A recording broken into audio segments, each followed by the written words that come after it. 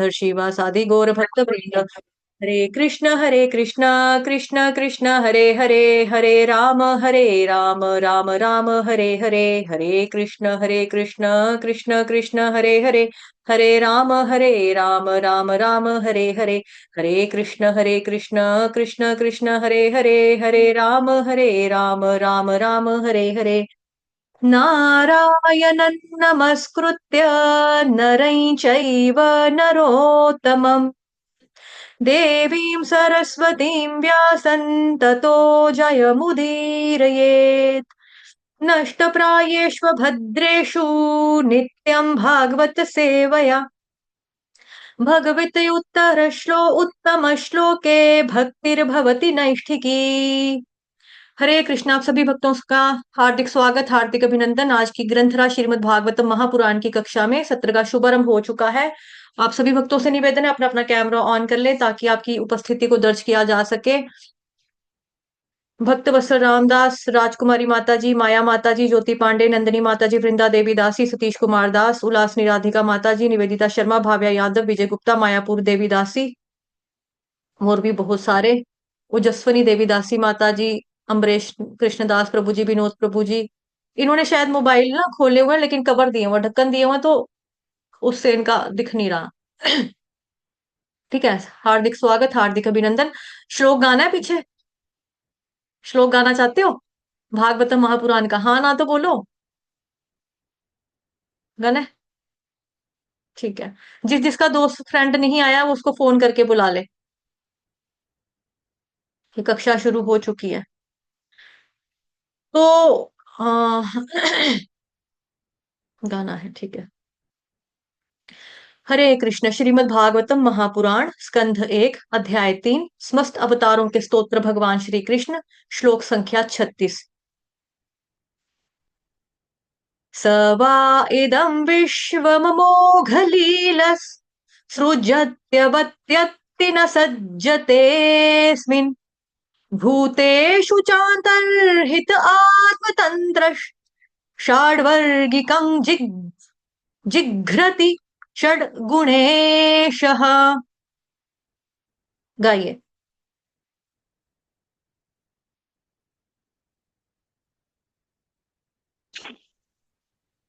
माता जी आवाज कट रही है। मेरी है? कोई सही नहीं आ रही। जी माता जी। ये नहीं आ रही है। स्विच करूं तो वो ना हो जाए। रुको, वैसे मैंने ऐश्वर्या माता जी को एडमिन बना दिया को होस्ट। अगर स्विच करूंगी भी ना, चलो सेफ रहूंगी। रुक जाओ, मैं स्विच करती हूँ नेट को। मैंने रूम शिफ्ट किया ना, ऊपर से नीचे आई हूँ ना, तो डंडा लगा के देखते हैं। डंडा डंडा।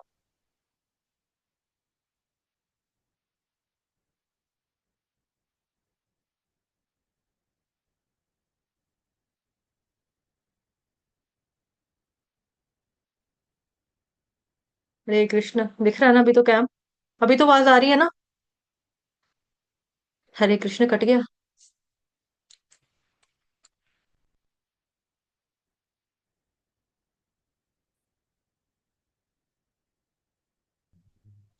हरे कृष्ण। होस्ट मैं ही हूँ इधर। ओके। अभी आवाज साफ है मेरी? अभी ठीक है आवाज? अभी ठीक है? जी सही है। सही आ रही है। जी माता जी। ठीक है, ठीक है। आप लोगों को मेरे पीछे दोहराना है। त्वमेव माता च पिता त्वमेव, उस धुन में है ये, ठीक है। स वा इदं विश्वममोघलीलस् सृजत्यवत्यत्ति न सज्जतेऽस्मिन् भूतेषु चान्तर्हित आत्मतन्त्रः षड्वर्गिकं जिघ्रति षड्गुणेशः। गाइए। सेवा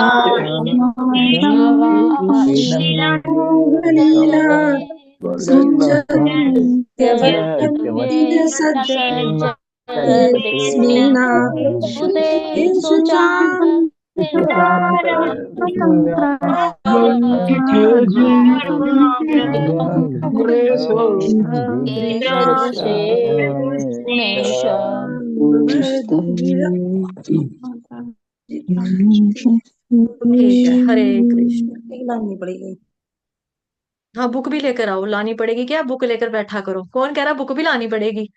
बुक लेकर आओ, भागवतम महापुराण का भी और भगवत गीता का भी। ठीक है, दोनों बुक्स आपके साथ होनी चाहिए, क्योंकि श्लोक कोट करते हैं ना रेफरेंस के लिए, फिर होनी चाहिए किताब पास में। अब इस श्लोक में बताया जा रहा है अनुवाद और तात्पर्य। पहले हम शब्दार्थ देख लेते हैं। शब्दार्थ में है जी, स का मतलब परमेश्वर, वा का मतलब अथवा, इदम का मतलब इस, विश्वम का मतलब प्रकट ब्रह्मांड को, यानी जो हमको नजर आता है ब्रह्मांड वो, अमोघ लीला जिनके कर्म निष्कल्क हैं वे, सृजति उत्पन्न करते हैं, अवति अति पालन तथा संहार करते हैं, ना नहीं सज्जते से प्रभावित होते हैं, अस्मिन उनमें, भूतेषु समस्त जीवों में, च तथा अंतर्हित भीतर रहकर, आत्मतंत्र स्वतंत्र, षाट वर्गिकम भगवान के षड ऐश्वर्यों से युक्त हैं, जिघ्रति सुगंधि की तरह ऊपर ऊपर से आसक्त, षट गुण ईश छह गुणों के, सॉरी छह इंद्रियों के स्वामी, जिनके कर्म सदैव निष्कृष रहते हैं होते हैं, वे भगवान छह इंद्रियों के स्वामी हैं और छहों ऐश्वर्यों के साथ सर्वशक्तिमान है। वे दृश्य ब्रह्मांडों की सृष्टि करते हैं, उनका पालन करते हैं, आ, और अंश मात्र भी प्रभावित हुए बिना उनका संहार करते हैं। वे समस्त जीवों के भीतर विद्यमान रहते हैं और सदैव स्वतंत्र होते हैं। ठीक है, तो अगर आपको याद होगा तो ये चीज जो है ये हमने ऑलरेडी पहले भी पढ़ी है। जो भगवान जी के बेसिकली इस श्लोक में क्या बताया जा रहा है, इस श्लोक में भगवान जी के ना गुणों के बारे में बताया जा रहा है। पूरा विशेषण से भरा हुआ ये वाला। स्क्रीन चेंज होगी? चैप्टर 1 दिख रहा है? दिख रहा है ना chapter 1? Hare Krishna. Okay okay. तो चैप्टर 1 मुनियों की जिज्ञासा में जब हमने पढ़ा था पहला ही श्लोक ये वाला, जन्माद्यस्य यतोऽन्वयाधितरतश्चार्थेष्वभिज्ञस्वराट् तेने ब्रह्महृदाय आदिकवये मुह्यन्ति यत्सूरयः तेजो वारिमृदां यथा विनिमयो यत्र त्रिसर्गो मृषा धाम्ना स्वेन सदा निरस्तकुहकं सत्यं परं धीमहि। अब इसका अनुवाद देखो।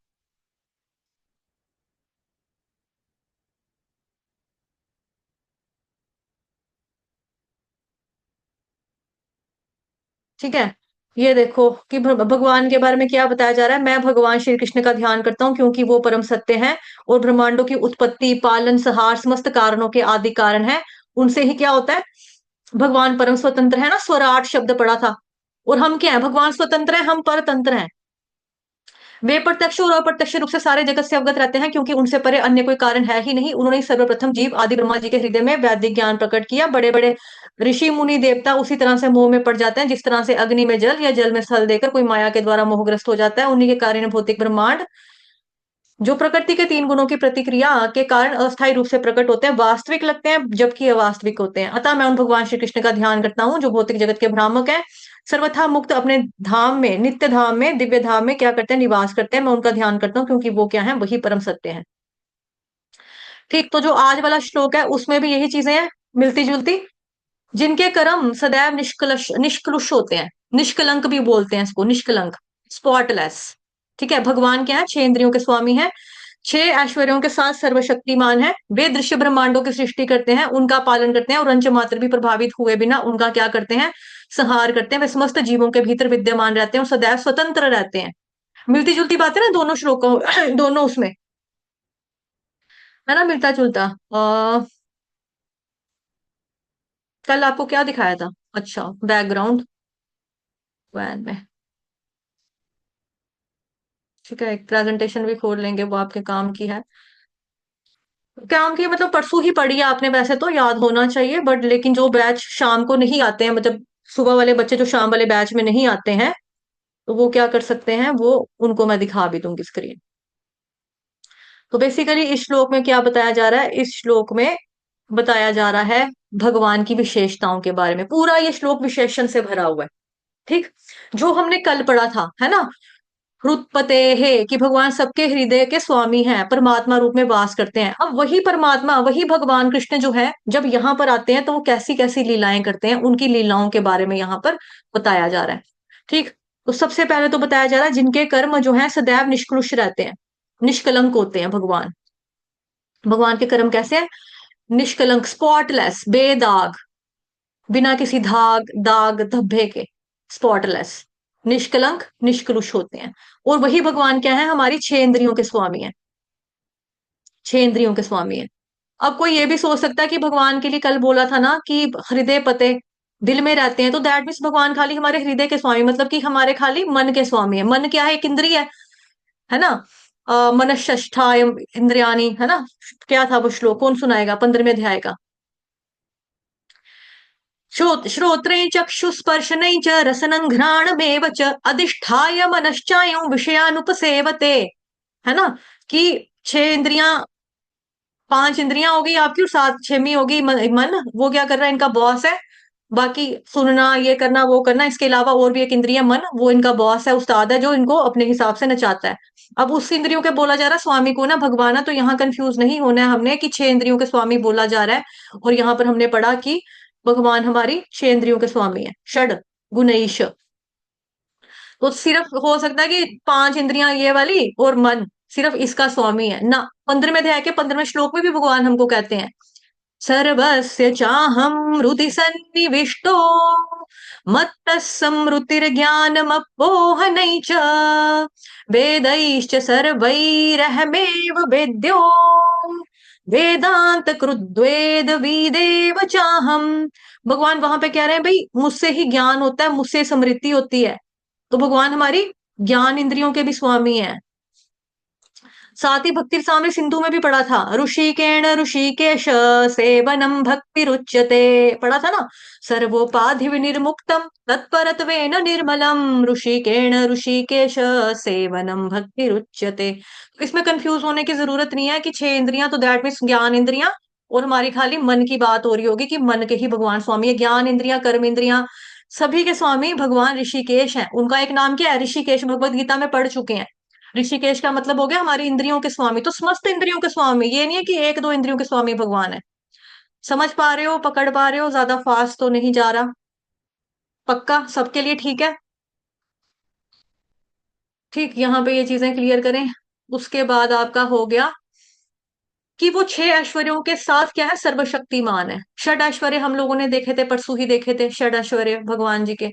6 ऐश्वर्य भगवत गीता की क्लास में शाम वाले बैच में आपको दिखाया था कि भगवान कृष्ण का ऐश्वर्य उनकी सर्वोच्चता को सिद्ध करता है। तो 6 ऐश्वर्य से संपूर्ण है भगवान। भग विभूति यानी धारण करने वाला, उसी को बोला जाता है भगवान।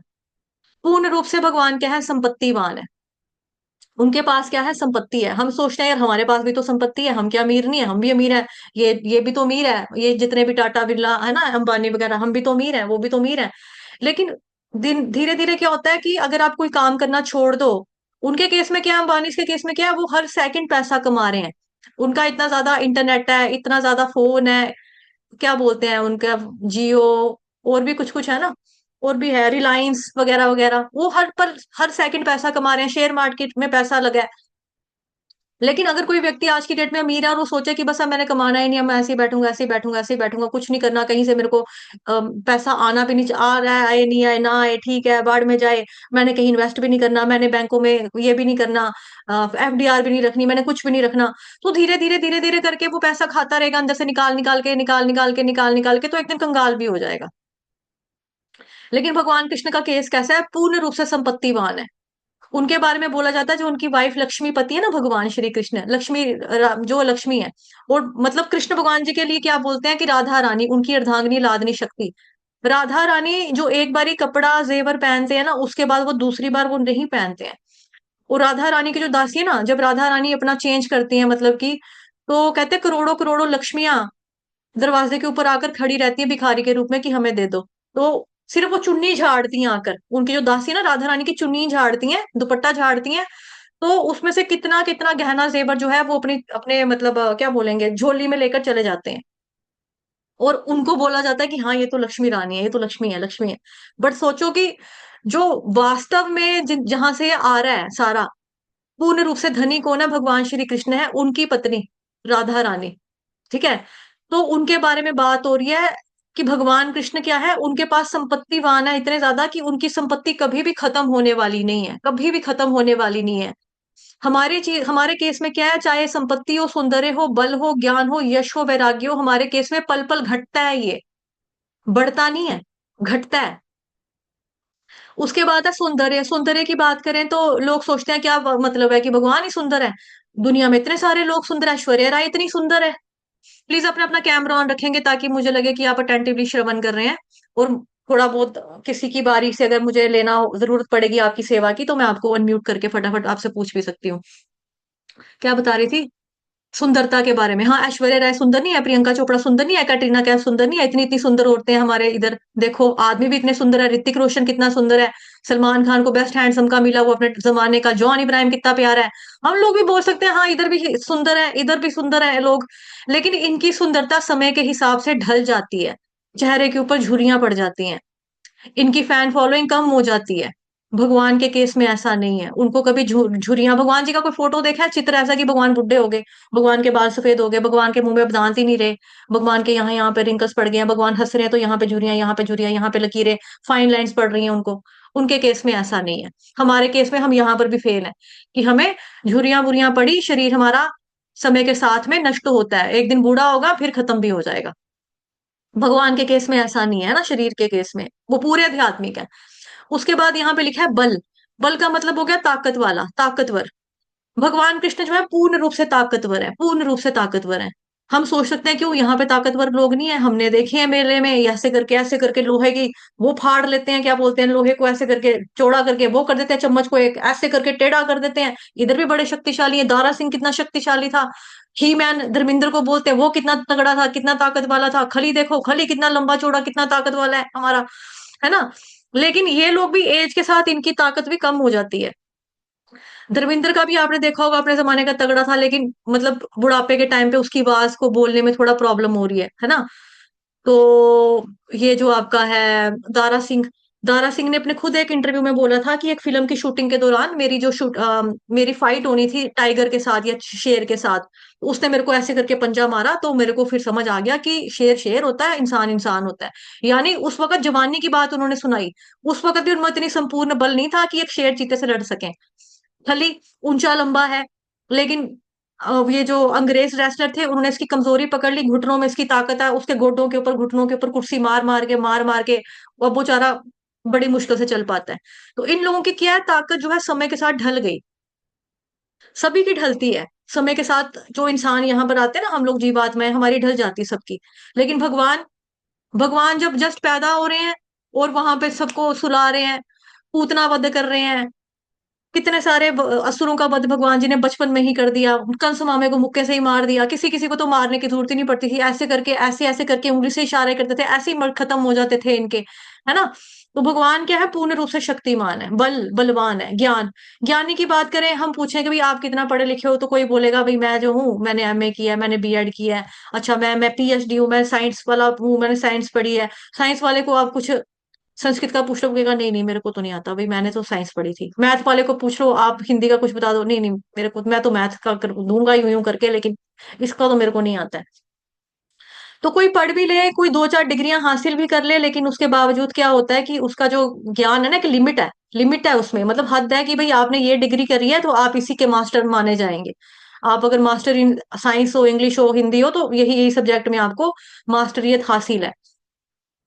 भगवान के केस में क्या है, गोविंदम आदि पुरुषम तम हम भजामी, आदि गुरु है भगवान श्री कृष्ण।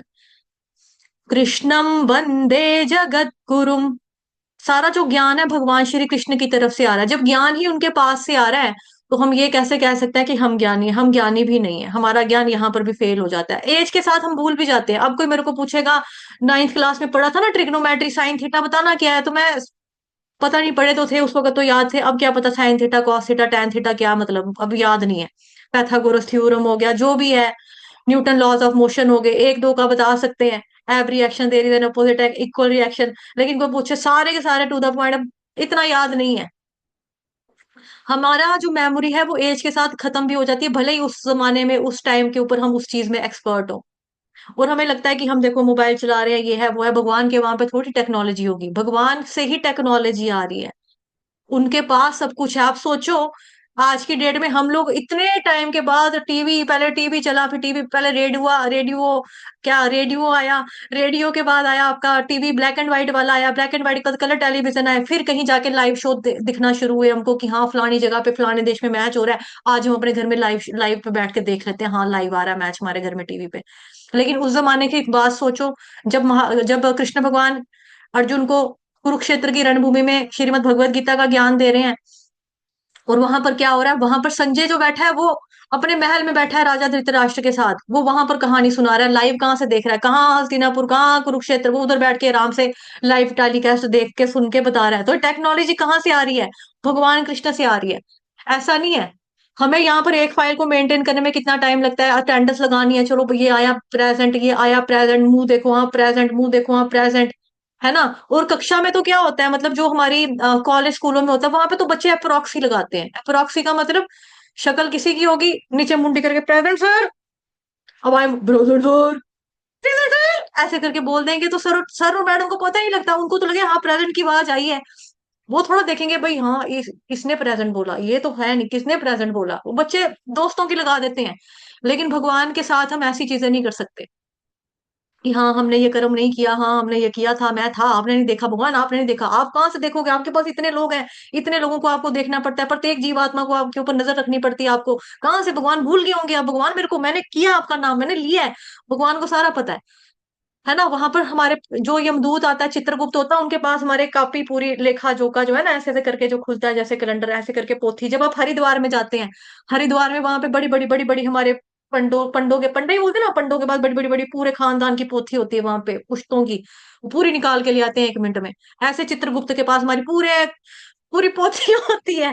ये नहीं है कि ये जो शरीर है इसकी, मतलब पूरा उनके पास सब कुछ समान होता है, हम उनको उल्लू नहीं बना सकते। वो यार मैं मिस हो गया भगवान जी, इधर मेरा नाम क्यों नहीं लिखा, मैं था, मैंने माला की थी, मेरा नाम क्यों नहीं है भगवान, मेरे को मिस किया आपने। भगवान कभी कोई गलती नहीं करते हैं, किसी भी तरह की, भगवान जिसे कोई त्रुटि कोई गलती नहीं होती है। ठीक है, समझ में आ रहा है, आवाज ज्यादा ऊंची या ज्यादा तेज तो नहीं लग रही है, ठीक लग रहा है, ओके।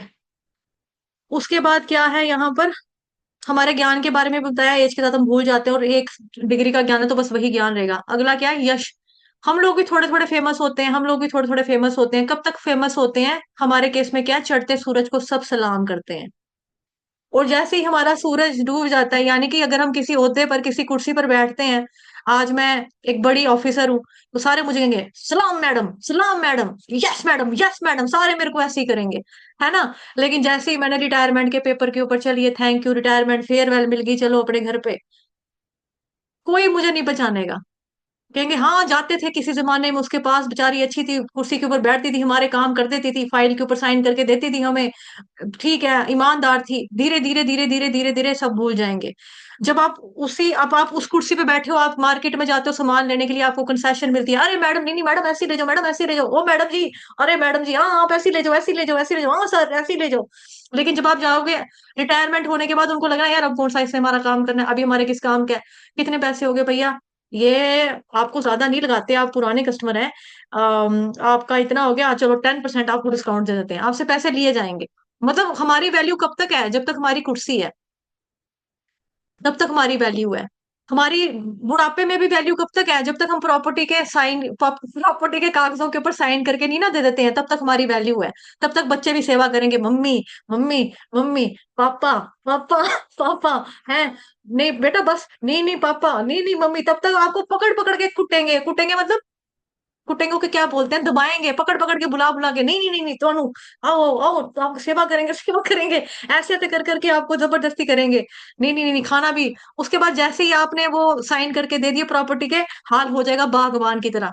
अरे पापा क्या कर रहे हैं, सुबह मेरे को ऑफिस में जाना है, क्या रात को टक टक टक टक टक टक लगा के रखी है, अरे इस उम्र में भी आपको मम्मी के साथ रोमांस सूझ रहा है, आराम से बैठो, 60 60 70 70 साल की आपकी उम्र उम्र हो रही है, साथ में रहना, बुढ़ा बुढ़ी ने देखो इनको, हाँ जाओ पापा आप मम्मा के उस फलाने भाई के पास रहो, मम्मी आप फलाने भाई के पास रहो। तो बागबान में देखा सबने कि क्या होता है अमिताभ बच्चन और हेमा मालिनी के साथ, बाद में हमारे केस में भी ऐसे ही होता है, मतलब जो हम देख रहे हैं समाज में यही है ना। लेकिन भगवान जी का जो यश है वो कभी भी कम नहीं होता है। इवन भगवान गलत काम भी करके आते हैं, चोरी भी करके आते हैं, माखन चोरी भी करते आते हैं, गोपियों के वस्त्र भी चोरी करके आते हैं, रन छोड़ भी बन जाते हैं, छलिया भी बन जाते हैं, फिर भी भगवान क्या फेमस के फेमस रहते हैं। उनकी यश में, उनकी प्रसिद्धि में कोई कमी नहीं होती। इवन जो नास्तिक लोग भी है ना, जो भगवान को नहीं मानते हैं, उनके बीच में भी भगवान बहुत फेमस है। वो भी जानते हैं कि कृष्ण कौन है, तो भगवान इतने फेमस है। ठीक। फिर उसके बाद लास्ट पॉइंट, लास्ट नहीं, लास्ट, यश और वैराग्य। हम लोग भी थोड़ा थोड़ा वैराग्य करते हैं, हम भी त्याग करते हैं। आ, मम्मी ने कुछ बोल दिया, क्यों मम्मी, क्यों मम्मा, मैं कोई त्याग नहीं करती। आपने उस दिन टिंडे बनाए थे, घिया बनाया था, मेरे को बिल्कुल पसंद नहीं, आपको पता भी है करेले मैं बिल्कुल भी नहीं खाती, फिर भी आपने बोला आज खा ले मेरा बच्चा, आज खा ले मेरा पुत्र, कोई बात नहीं, मैंने खाए नहीं थे मम्मा। क्या मेरे, मैं कभी सैक्रिफाइस नहीं करती, मैंने जिंदगी में कभी सैक्रिफाइस नहीं किया आपके लिए। है, इस तरह से हम छोटा छोटा त्याग हम भी करते हैं अपने घर में। तो हमें लगता है कि देखो कितना बड़ा एहसान किया, उस दिन हमने करेले खा लिए थे, लेकिन हमें पसंद तो नहीं थे। देखो कितना एहसान किया हमने, कि मम्मी पापा उस दिन मेरे लिए सामान लाए थे, लेकिन छोटे के लिए लाना भूल गए थे। तो मैंने बोला कि ये तेरा ही सामान है, तेरा ही है, तेरा ही है, तू ले ले, तू ले ले, कोई बात नहीं, ये तेरा ही खिलौना लाए हैं। मैंने सेक्रीफाइस नहीं किया कभी। हमें ऐसा लगता है। लेकिन जब राम भगवान की बात आती है, तो देखो उन्होंने एक रात पहले राजा बनना था, उनको पूरा राज्य मिलना था, लेकिन वो चले गए। है ना, राजपाट छोड़ के सारा वो भगवान चले गए। उनको नहीं हुआ कि भाई मैं क्यों जाऊं, मैं बड़ा लड़का हूं घर का, मैंने राजा बनना है, क्या क्या मतलब है कि तू जाओ वनवास दे, जाओ किसी और को भेजो। वो कह सकते थे, लेकिन उन्होंने नहीं कहा, उन्होंने फटाफट चले गए अपना। सिमिलरली कृष्ण भगवान का देखो, वो भगवान है, सबको मालूम है, विराट रूप भी वो दिखा चुके हैं अपना। दुर्योधन के महल में जब उसको वो बंदी बनाने जाता है ना, तभी भी भगवान दिखा चुके होते हैं, और सबको पता भी अंदर अंदर से ये भगवान है ना, ये लीला कर रहे हैं, भगवान है। लेकिन उसके बावजूद भगवान कृष्ण जो है अर्जुन का सारथी बनना पसंद कर रहे हैं। और हमें कोई बोले, हमारे अंदर इतना एटीट्यूड, इतनी ईगो होती है ना, कि मानो कि मेरे को गाड़ी चलानी आ रही है, मैं गाड़ी चलाती हूँ, ड्राइवर वाली सीट पे मैं बैठी हूँ, और मेरी अपनी गाड़ी है, मैं ड्राइवर नहीं हूँ, मेरी खुद की गाड़ी है। और मेरा कोई बंदा, कोई फ्रेंड फ्रेंड आके बैठ जाए, मैं पीछे बैठ जाऊं, क्यों, मैं तेरी ड्राइवर हूँ, आगे आकर बैठ, I am not your driver. हम कितनी जल्दी हमारे अंदर ईगो आएगी कि नहीं, मैं तेरा ड्राइवर नहीं हूँ, आगे आके बैठ मेरे साथ, पीछे नहीं बैठना, क्या मतलब है। तो हमारे अंदर ऐसा है। लेकिन भगवान देखो, भगवान होते हुए वो अर्जुन को पीछे अपने बिठाया हुआ है, और खुद वो आगे बैठे हुए हैं सारथी के रूप में। और मालूम है कि पुराने जमाने में जो लड़ाइयां होती थी ना, युद्ध वगैरह होते थे, जैसे हमने हमने कहीं जाना है, मैं गाड़ी के पीछे वाली सीट पे बैठी, मैंने अपने ड्राइवर को बोला, भैया आज ना मेरी फलानी वाली फ्रेंड के घर जाना है, भैया आज ना मेरी मासी के घर में जाना है। मासी के घर पता है आपको कहाँ पे है? नहीं नहीं, मैं आपकी मासी के घर कभी नहीं गया। अच्छा, मेरी मासी के घर आप ये वाली गली में से लेना, फिर राइट लेना, फिर लेफ्ट लेना, फिर सीधा सीधा जाना। तो मैं भैया को इंस्ट्रक्ट करूंगी, राइट लो, लेफ्ट लो। अब युद्ध प्रणाली में क्या होता है कि जब सारथी आपका बनता है, तो वहां पे युद्ध में इतना शोर होता है, इतना शोर होता है कि उधर महासंग्राम, हर हर महादेव, आ मार डाला, ओए काट गया, अरे बच जाओ, गला घुट गया, नहीं। इतनी आवाजें, इतनी चीखे चंगियाड़, ऊपर से तो जानवर होते हैं वहां पे, मतलब कि हाथी गया होता है लड़ने के लिए, घोड़े गए होते हैं लड़ने के लिए, साथ में ना उनके ऊपर बैठ के फाइट की जाती है। पहले पहले जमाने में शुतुरमुर्ग भी होते थे। उनके ऊपर भी बैठ के जाते थे दुनिया लड़ाई करने के लिए, बड़े तगड़े होते थे, बड़े तेज होते थे, मेरे पापा सुनाते हैं। तो आ, मतलब कि इन जानवरों का भी शोर होता है, कि जहां पे इतनी चीखे चंगाड़ा, ये भी बेचारे घोड़े ये भी करते हैं, हाथी भी चिंगाड़ता है, हाथी भी चिंगाड़ता है। इतना शोर, इतनी चीखें होती है वहां पे, तो कोई कैसे सुनेगा कि भाई क्या क्या चल रहा है। तो ऐसे केस में क्या होता था, जब अर्जुन जो है भगवान श्री कृष्ण को लात मारता था, राइट साइड जाना है तो राइट कंधे पे लात मारनी है, लेफ्ट साइड जाना तो लेफ्ट कंधे पे लात मारनी है, सीधे जाना तो रीढ़ की हड्डी में, हिप्स के पास लात मारनी है। ये इशारा होता था जो पीछे जो सवारी होती थी वो सारथी को देती है। ये युद्ध की प्रणाली है, प्रोसेस है, एक इस तरह से किया जाता है, क्योंकि वहां पे शोर इतना है। अब वही भगवान कृष्ण जो है दिन रात लाते खा रहे हैं अर्जुन की, सुबह से लेकर शाम तक, जितने दिन तक युद्ध चला उतने दिन तक। है ना। तो सोचो भगवान जो है उनके अंदर वैराग्य, वैराग्य कितना ज्यादा है। सिमिलरली एक और याद आता है कि जब युधिष्ठिर महाराज ने राजसूय यज्ञ करवाना था ना, तो सबने अपनी अपनी सेवाएं ले ली। तो और कृष्ण भगवान भी गए कि मेरे को भी कोई सेवा दो, तो उन्होंने बोला आपको क्या सेवा दे, तो आप बस आना, देखना कि सभी काम ठीक ठाक हो रहा है। तो कृष्ण भगवान ने अपनी सेवा खुद ही चूज कर ली, कहते ये नहीं दे रहे हैं तो चलो मैं खुद ही चूज करता हूँ। आने जाने वाले जो मेहमान थे, उनके पैर धोने, ठीक है, और जब उन्होंने रोटी खाकर चले जाना, उनकी जूठी पतले यानी कि प्लेट्स उठाकर डस्टबिन में डालनी। तो ये सेवा भगवान कृष्ण ने की, तो उनसे ज्यादा वैराग्य किसके अंदर होगा।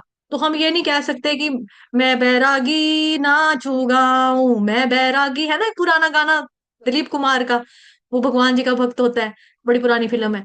तो हम ऐसे नहीं सोच सकते कि भी मैं कितना बड़ा वैरागी हूँ, मेरे अंदर कितना वैराग्य आ गया कि आज मैंने टिंडा करेला बना था लेकिन मैंने खाने का सोचा, चलो छोड़ दो। पापा उसके लिए खिलौना लाना भूल गए थे, मैंने छोटे भाई को बोला तू ले ले। उसने मेरे को प्रॉपर्टी मेरे को नहीं मिली, उसको 3 दुकानें मिल गई, मेरे को एक मिली, मैंने कहा चल तू ले ले। हमसे बड़े वैराग्यवान जो है वो भगवान कृष्ण है। क्लियर हो रहा है, समझ में आ रही है बातें? तो ये हमने पढ़ा था इसमें भगवान जी के वैराग्य वगैरह के बारे में। अब हम वापस अपने श्लोक की तरफ आ जाएंगे। तो यहाँ पर लिखा हुआ है कि 6 इंद्रियों के स्वामी, वो मैंने पहले ही बता दिया। ठीक है, 6 ऐश्वर्यों के साथ भगवान शक्तिमान है। वे ब्रह्मांडों की सृष्टि करते हैं, उसके लिए मैंने आपको रेफरेंस दे दिया अभी, जन्माद्य से ये तोन वया आदि, है ना, दे दिया पूरा। और भगवान क्या करते हैं, उनसे प्रभावित हुए बिना, रंच मात्र भी प्रभावित हुए बिना उनका संहार कर देते हैं। अब हमारे केस में क्या है, हमें ना अटैचमेंट हो जाती है, यार मैंने घर बनाया, वो ये म्यूनसिपैलिटी वालों ने इतना सा मेरा बाहर निकला आके मेरी दीवार तोड़ गए, मेरे को इतना दुख लग रहा है, इतना दुख लग रहा है, मेरा ये तोड़ दिया इन्होंने। इवन हम लोग जब समुद्रों पे जाते हैं, बीच पे जाते हैं ना, जब हम छोटे बच्चे होते हैं, या बड़े बड़े भी जो होते हैं, मम्मी पापा मतलब बड़े बड़े भी होते हैं, वो इतनी मेहनत से घर बनाते हैं, समुद्र में रेत का घर बनाते हैं, समुद्र की लहर आती है उसको लेकर चली जाती है, तो हमें तब भी बुरा फील होता है, हाय ले गया समुद्र, होता ना। लेकिन भगवान के केस में ऐसा नहीं है, वो सृष्टि करते हैं, उसके बाद उसका संहार भी करते हैं, लेकिन उनको दुख नहीं होता। क्यों क्यों नहीं होता? क्योंकि वो मोह से परे हैं, उनके अंदर आसक्ति नहीं है, टोटली डिटैच्ड है भगवान। समझ में आ रहा है? चलो, फिर उसके बाद है जी, वे समस्त जीवों के भीतर विद्यमान रहते हैं और स्वतंत्र होते हैं। हमने कल क्या पढ़ा था? हृत पते है, भगवान कृष्ण क्या है, दिल में रहते हैं, विद्यमान रहते हैं। अब यहाँ पर लेकिन एक चीज ध्यान देने वाली है, और सदैव स्वतंत्र रहते हैं, दिल में रहने के बावजूद वो क्या है, आजाद है। फिल्मों में गाने सुने होंगे, मेरा दिल एक खाली पिंजरा, पिंजरे में कोई रहने लगा, है ना। तो दिल क्या है, अब तेरे दिल में हम आ गए तो तेरे दिल में रहेंगे, तो तुझे अपना कहेंगे। तो इन गानों को सुन के हमको क्या लगता है कि दिल में रहना, डेट मीन्स ये परमानेंट प्लेस है यहाँ पे, और दिल है सोन, दिल है खाली पिंजरा, पिंजरे में कोई रहने लगा। तो पिंजरा क्या है, जैसे जेल की जालियां लगी होती हैं, पिंजरा सबने देखा ना, तोते वाला पिंजरा। पिंजरे का मतलब क्या है, जो जेल की तरह है, लाइन लाइन बार्स जिसको बोलते हैं, लोहे की, वो वाला है। तो उसमें से कोई बंदा स्वतंत्र कैसे हो सकता है, ये सोचने, यहाँ पे माथा ठनकने वाली बात है। देखो क्या लिखा है यहाँ पे, इतना ध्यान नहीं जाता है ऐसे। यहाँ लिखा है कि भगवान समस्त जीवों के भीतर विद्यमान रहते हैं, जीवों के भीतर यानी हृदय में रहते हैं। भगवान सर्वस्य चाहम हृदय सन्निविष्टो, दिल में रहते हैं, और दिल में रहने के बावजूद वो स्वतंत्र रहते हैं। लेकिन हमें गानों में क्या बताया जा रहा है, मेरा दिल एक खाली पिंजरा, पिंजरे में कोई रहने लगा। अब जब पिंजरे में कोई रहेगा, तो जो पिंजरे के बाहर होता है चाबी ताला तो उसके पास है, वो ताला मार के रखेगा तो बंदा कहाँ जाएगा? तोते को अगर हम लाएंगे कुंडा लगा के रखेंगे, तोता कहाँ उड़ेगा, है ना। तो लोगों को लगेगा भाई ये पिंजरे में अगर रह रहे हैं, दिल के अंदर रह रहे हैं, तो दिल से जाएंगे तो कभी नहीं जा सकते। लेकिन कहा जा रहा है स्वतंत्र है, वो जब चाहे जा सकते हैं। जब वो चले जाएंगे, साथ साथ आत्मा भी चली जाएगी, आत्मा भी, आत्मा के लिए भी ये शरीर रहने के लायक नहीं रहेगा। समझ में आ रही है? गीता माता जी सो गई है? नहीं सोए हैं? या मजा आ रहा है, या कथा का आनंद ले रहे हो, क्या सोच रहे हो? गुण लीला का श्रवण आनंद ले रहे हो, आंखें बंद करके क्या कर रहे हो? ठीक है, कैमरा ऑन रखा के करेंगे अपना, ताकि मुझे समझ आए कि एक्सप्रेशन से पता लगता है थोड़ा बहुत कि ठीक है, मुझे आगे जाने की एक हरी झंडी मिल जाती है कि हाँ, carry on, carry on, carry on, carry on जटा। ठीक। तो भगवान जो है दिल में रहते हुए भी स्वतंत्र रहते हैं हमेशा। अनुवाद क्लियर हो गया? हो गया सबको अनुवाद क्लियर? चलो तात्पर्य में आते हैं। तात्पर्य जगत गुरु श्रील प्रभुपाद द्वारा, श्रील प्रभुपाद की जय। भगवान तथा जीवों के बीच का मुख्य अंतर यह है कि भगवान सृष्टा है और जीव सृष्ट है। इसीलिए उन्हें यहाँ पर क्या कहा गया है, अमोघ लीला कहा गया है। जो इस बात का द्योतक है कि उनके सृजन में कुछ भी शोचनीय नहीं है। जो लोग उनकी सृष्टि में गड़बड़ी उत्पन्न करते हैं, वे स्वयं विचलित होते हैं। वे स्वयं क्या होते हैं? विचलित होते हैं। तो अभी जैसे भगवान कृष्ण जो है ना, ये क्या है, ये परमात्मा रूप में दिल में रहते हैं, हृदय में रहते हैं, अभी अभी हमने पढ़ा ये, है ना, हृदय में रहते हैं। तो इसके लिए देखो, आपने वहां पर भी पढ़ा, भगवत गीता 13वें अध्याय के 23rd नंबर का श्लोक जो था, उपद्रष्टानुमन्ता च भर्ता भोक्ता महेश्वरः परमात्मेति चाप्युक्तो देहेऽस्मिन् पुरुषः परः। सिल्की माता जी आई हैं आज, या कल की डांट का बुरा मान गई है? कल मैंने बोला था कुछ का कुछ पढ़ रही थी, आधा ऊपर से आधा नीचे से, खिचड़ बना के उसने कर दिया था मिक्स। दो गुण पढ़े भगवान के, दो गुण पढ़े जीवात्मा के, तो कहती मैंने श्लोक पढ़ दिया, श्लोक में ये लिखा है। तो कल मैंने बोला था ध्यान से, आज वो गायब हो गई है, ईगो हर्ट हो गई शायद, कि भाई नहीं आना है। मुझे बोला कि क्या पढ़ रही है कैसे पढ़ रही है, ढंग से पढ़। है, ईगो हर्ट होगी। उसकी जो सहेलियां बैठी हैं उनको बुला के लाना, उसको बोलना तुझे याद कर रहे हैं, आ जाओ क्लास में। है ना? तो वहां पे भी हम पढ़ते हैं कि भगवान कृष्ण जो है परमात्मा के रूप में वास करते हैं, उपद्रष्टा अनुमंता च, साक्षी के रूप में हर ईच एंड एवरी एक्शन को आपके क्या किया जा रहा है, वॉच किया जा रहा है, देखा जा रहा है भगवान कृष्ण के द्वारा। ठीक है। अब यहाँ पर लिखा जा रहा है कि भगवान कृष्ण जो है और जीवों के बीच में क्या डिफरेंस है, कि भगवान सृष्टा है और जीव क्या है, सृष्ट है। जीव क्या है, सृष्ट है, मतलब भगवान बनाने वाले और हम बनने वाले हैं। भगवान बनाने वाले हैं, हम बनने वाले हैं। इसका मतलब क्या हो गया? भगवान क्रिएटर है, हम उनकी क्रिएशन है। गॉड इज क्रिएटर और हम क्या है, हम उनकी क्रिएशन है। जैसे मिट्टी होता है ना, मिट्टी का घड़ा, मटका, मटके को कौन बनाता है? कुम्हार बनाता है। मटके को कौन बनाता है? कुम्हार बनाता है।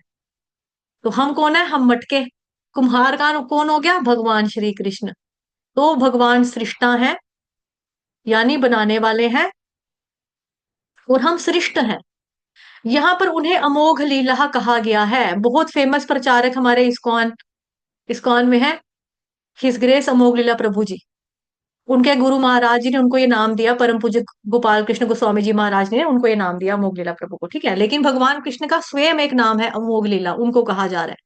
अमोघ लीला का मतलब होता है स्पॉटलेस, निष्कलंक, बिना किसी त्रुटि के, जो कार्य बड़ी परफेक्शन के साथ करते हैं, जिनके काम में कोई भी गलती, मिस्टेक इत्यादि जो है वो नहीं होती है। जो भक्तजन पहली बार आ रहे हैं और जो भक्तजन फेसबुक पे लाइव देख रहे हैं, जूम पे भी आपको लिंक यहाँ पे मैसेज बॉक्स में छोड़ दिया, और साथ ही आपको फेसबुक पे भी कैप्शन बॉक्स में और कमेंट सेक्शन में लिंक दिए हुए हैं, वहां से आप लोग जुड़ सकते हैं। ठीक है, और भगवान जी का बताया जा रहा है कि वो अमोघ लीला है, क्योंकि वो उनके किसी भी कार्य में कोई भी शोचनीय नहीं है। सोचने वाली बात, मतलब सोचते तो है इंसान, हैरान तो होता है कि वाह ये भगवान ने कैसा बनाया है। मतलब पिसोता अंदर तक इंसान खुश होता है, पिसोना मतलब खुशी वाला, कि वाह भगवान ने कितनी अच्छी सृष्टि की है। गुलाब का फूल बनाया, कितने सुंदर अलग अलग रंगों के भगवान ने फूल बनाए हैं, इतनी प्यारी खुशबू है, हर एक फूल की खुशबू अलग है। इतनी सारी सब्जियां बनाई हैं, हर सब्जी का फ्लेवर अलग है, हर सब्जी का टेस्ट अलग है, हर सब्जी का गुण अलग है ना? गामाविश्य च भूतानि धारयाम्यहमोजसा पुष्णामि चौषधि सर्वा सोमो भूत्वा रसात्मकः। है ना? भगवान ने सारी सब्जियां, वनस्पतियों में टेस्ट जो आ रहा है भगवान कृष्ण की वजह से आ रहा है। हम देखते हैं सुंदर सुंदर झरने हैं, पहाड़ है, वहां से वाटरफॉल हो रहा है, बारिश पड़ रही है टाइम के ऊपर, लोगों पौधों को खाना मिल रहा है, ये बेचारे सूखते नहीं है, इनको रोटी रोटी मिलती है, फिर यही अनाज बनता है, फिर हम खाते हैं। है ना? फिर हम हुष्ट पुष्ट होते हैं। तो ये साइकिल भगवान जी ने बनाया हुआ है, इसमें कुछ भी सोचने, यानी कि सोच वो वाली बात नहीं है कि कुछ कमी निकालें हम, मीन नुक्स निकालें हम, ऐसा कुछ भी बात नहीं है। ठीक है, तो भगवान सृष्टा है। और लिखा है कि हम लोगों को क्या लगता है, कि हम लोगों को लगने लगता है कभी कभी अपनी मंदबुद्धि की वजह से, कि भगवान ने क्या बना दिया, क्या बनाया भगवान ने, ये पेड़ का मतलब क्या था, ये पेड़ जब यार पेड़ इतने गंदे हैं, ये इतनी हवा चलती तो आवाज आती है, ऐसी ऐसी बाजें आती है, मैं रात को सोए हुआ डर जाता हूँ, ओए ओए, और पत्ते चलते हैं, फर फर करके उड़ते हैं, गंद इतना पड़ जाता है, सुबह उठो झाड़ू मारो, इतना क्या बनाया यूजलेस पेड़ भगवान ने, इतनी हवा बेकार बना दी है भगवान ने, क्या मतलब है इनका बनाने का? हाँ, बारिश किस लिए बनाई है? चिक्कड़ चिक्कड़ हो जाता है, पूरी पूरी गली किचड़ किचड़ भर जाती है, जो घर में आता है गंदे गंदे पैर लगा के आता है, फिर मेरे को सफाइयां करनी पड़ती। क्या बनाई है भगवान ने? बारिश, बड़ी घटिया बारिश बनाई है। ये क्या मौसम बनाया है इन्होंने, सर्दी गर्मी ठंडी, ठंड बनाई है तो इतनी ठंड बना दी, गर्मी बनाई, ओ गर्मी, सूरज के अंदर इतना ज्यादा ताप क्यों बनाया भगवान ने, इतनी गर्मी क्यों दी है सूरज के अंदर? सड़ ही जाते हैं हम लोग, मर ही जाते हैं। सिर मेरा गर्मी से ऐसे ऐसे चुड़ चुड़ करता है, मेरे को इतनी दर्द होती है सिर में। हाँ, बर्फ इतनी ठंडी क्यों बनाई है? आग इतनी गर्म क्यों बनाई है? सूरज इतना गर्म क्यों बनाया है? हम लोग कितने मेन नुक्स निकालते हैं भगवान जी की सृष्टि के अंदर। है ना? ऐसे ऐसे करके कई लोग जो होते हैं अपनी बॉडी में भी नुक्स निकाल लेते हैं। मैं इतना बदसूरत हूँ, ये होंठ मेरे मोटे क्यों हैं, ये होंठ मेरे पतले हो जाते तो, मेरी नाक बहुत पतली है, मेरी नाक थोड़ी मोटी हो जाती तो। ऐसे दुनिया में हुए हैं उदाहरण, जो अपने आप भगवान जी ने हमको बनाया ना, हमारा शरीर, ये आंखें, दो कान, नाक, मुंह, शू सब भगवान ने दिया हमें, अच्छे खासे फीचर्स दिए। लेकिन हम क्या करते हैं, हम और सुंदर लगे, और सुंदर लगना चाहिए हमको। माइकल जैक्सन को देख लो, मैं कभी बुढ़ा ना हूं। प्लास्टिक सर्जरियां करा करा के, करा करा के, करा करा के, करा करा के बेड़ा गर्क कर लिया उसने अपना, है नहीं? हमारी फिल्म की हीरोइन ने देख लो आप, ऐसे ही मरा वो बेचारा माइकल जैक्सन, ऐसे ही तो मरा वो, प्लास्टिक सर्जरियां करा करा के। जब मैंने देखा ना उसको, मतलब कि मुझे ना, मतलब जब मेरा बच्चा था, मेरे जमाने की बात है कि माइकल जैक्सन बूढ़ा था, ठीक है? तो मुझे लगता था कि ये लड़की है, मुझे समझ नहीं आता था ये आदमी है या औरत है। मैं सोची थी ये लड़की है, क्योंकि वो पूरी डॉल की तरह लगने लगा था जब मैंने देखा ना, मतलब फोटो वगैरह उसका, ये डॉल की तरह। मैं अपने भाई को, ये लड़की है, वो कहता था नहीं ये लड़का है। माइकल नाम आदमियों को होता है, लड़कियों का नाम नहीं होता माइकल जैक्सन, औरतों का नहीं होता है, ये लड़का है। मैं कहती नहीं, ये तो गुड़िया की तरह लग, उसकी नाक देखी बिल्कुल ऐसे, ऐसे करके उसकी नाक होती थी। मैं आपको दिखाती हूँ सिंगोड़ के अपनी नाक, रुको रुको रुको रुको। उसकी नाक ना ऐसी होती थी, कहाँ है मेरा वीडियो, स्पॉटलाइट, ऐसी थी उसकी नाक, ऐसे बिल्कुल ना, ऐसे नाक पूरी, ऐसे करके ना पूरा ऐसे बिल्कुल छोटी सी उसने नाक ऐसे हो गई हुई थी उसकी। प्लास्टिक सर्जरियां करा करा के मर गया। और भी देखो, हमारी फिल्म की हीरोइन उर्फी जावेद, अच्छी खासी शक्ल सूरत थी उसकी, कंटेंट जो जैसा मर्जी हो बेचारी का, है। लेकिन शक्ल तो उसकी भगवान ने ठीक दी थी, उसने होठ में लिबड़ जैसे बना लिए। राखी सावंत को देख लो, ठीक ही थी, इतनी बुरी नहीं लगती थी। उसने अपना शक्ल का देखो क्या रूप, क्या बना लिया अपना नक्शा मुंह का। ऐश्वर्या राय इतनी सुंदर, उसने भी कुछ का कुछ कर लिया। कैटरीना कैफ ने सर्जरी करवाई। एक वो जो लड़की थी वांटेड फिल्म में, लम्मी लम्मी लम्मी यो मामा से, यो लम्मी पापा से, वो देखो इतनी सुंदर लड़की, उसने अपना क्या बना लिया। कोई पूछता नहीं उसको, फिल्मों में काम मिलना बंद हो गया, उसके मुंह की आर्टिफिशियल प्लास्टिक सर्जरी जो करने के लिए इन लोगों ने किया। तो जब हम भगवान जी की उसमें वो करते ना, तो क्या लिखा है, स्वयं विचलित होते हैं, स्वयं कहते हैं हाय हमने क्या किया, हाय हमने क्या किया। स्वयं ऐसे लोग पागल होते हैं। अब मैंने आपको भौतिक सृष्टि से भी उदाहरण दे दिया। सेम चीज क्या हो गई थी पृथु महाराज के टाइम पे, जैसे यहाँ पे लिखा है ना, जो लोग इस सृष्टि में गड़बड़ी उत्पन्न करते हैं वे स्वयं विचलित होते हैं, वे स्वयं विचलित होते हैं। तो गड़बड़ी उत्पन्न करने का सोचा महाराज पृथु ने। पृथु महाराज ने सोचा कि भाई ये जो सूरज है, मेरू पर्वत से जब ये सूरज हमारा चला जाता है पहाड़ी से इस साइड पे, तो अंधेरा पड़ जाता है, तो हमारे यहाँ के जो लोग हैं ना उनको काम काज करने को नहीं मिलता, बेचारे बेले बैठे रहते हैं, रात हो जाती है। क्यों ना ये एक और सूरज बनाया जाए, जिसकी वजह से यहाँ पे दिन ही दिन रहे, लोग काम करें। उसने क्या किया, लायक था वो सत्य विद्या ऐसे करके कोई अपनी विद्या वगैरह पढ़ाई पुढ़ाई की, रथ के ऊपर इतना बड़ा सूरज बना लिया एक, जो पूरा सूरज ही था। अब उनके देश में क्या हुआ, एक सूरज डूबना, दूसरे सूरज रथ के ऊपर से ऐसे करके खड़े हो जाना, तो पूरे जगत में उनके क्या हो गया, ब्रह्मांड में रोशनी रोशनी। उनके ब्रह्मांड में अब दो सूरज हो गए। अब दो सूरज है तो वहां रात ही नहीं हो रही है, लोग पागल हो गए, लोग परेशान हो गए, भाई हमको रात को रेस्ट भी करनी होती है, हम कोल्लू के बैल की तरह सुबह से लेकर रात तक लगे रहे लगे रहे लगे रहे, हमने नींद नहीं लेनी होती। ये क्या किया है, भगवान जी के पास सारे जाते हैं कंप्लेन लेके, शिकायत करने के लिए कि भाई देखो भगवान इसने क्या कर दिया, आपने रात बनाई थी, हम यहाँ रात ही नहीं हो रही है, सोना नसीब नहीं हो रहा है हमको, समझाओ इसको इसने क्या किया। फिर भगवान उसको समझाते हैं कि दिन और रात दोनों जरूरी है, सूरज का और चंद्रमा का होना दोनों जरूरी है, इंसान के लिए रेस्ट करना भी जरूरी है ना? हम लोगों के भी जो बॉडी साइकिल में, जैसे शाम वाले बैच में हमने चर्चा की थी कि आहार निद्रा भय मैथुनम च, कि इंसान को आज बच्चे पैदा करने में प्रॉब्लम हो रही है, बिकॉज उसने अपना जो ह्यूमन बॉडी का जो साइकिल है वो बिगाड़ के रखा हुआ है। रात को कॉल सेंटर में नौकरी करेगा जाग कर, दिन में वो सो जाएगा, दिन में शराब पिएगा, दिन में फिरेगा, नींद हो नहीं रही है, उसके बाद बीमारियां लगेंगी। फिर पहले पैसा कमाता है अपने शौक पूरे करने के लिए, फिर पैसे जब जुड़ते हैं ना, फिर वो पैसे देता है डॉक्टर को अपनी अपनी हालत को, ये हेल्थ को वापस लाने के लिए। तो कौन सी अक्लमंदी की, वही तो बताया जा रहा है कि इंसान विचलित होते हैं। फिर उनको समझाया जाता है पृथु महाराज को, भाई आप गलत कर रहे हो, ऐसे मत करो। वो फिर समझ जाता है, तो फिर एक सूरज उनका अपना अपना नकली सूरज, मतलब जो कि बिल्कुल असली था, उसको हटा लेते हैं। ठीक है, उसको क्या करते हैं फिर वो महाराज पृथु हटा ले।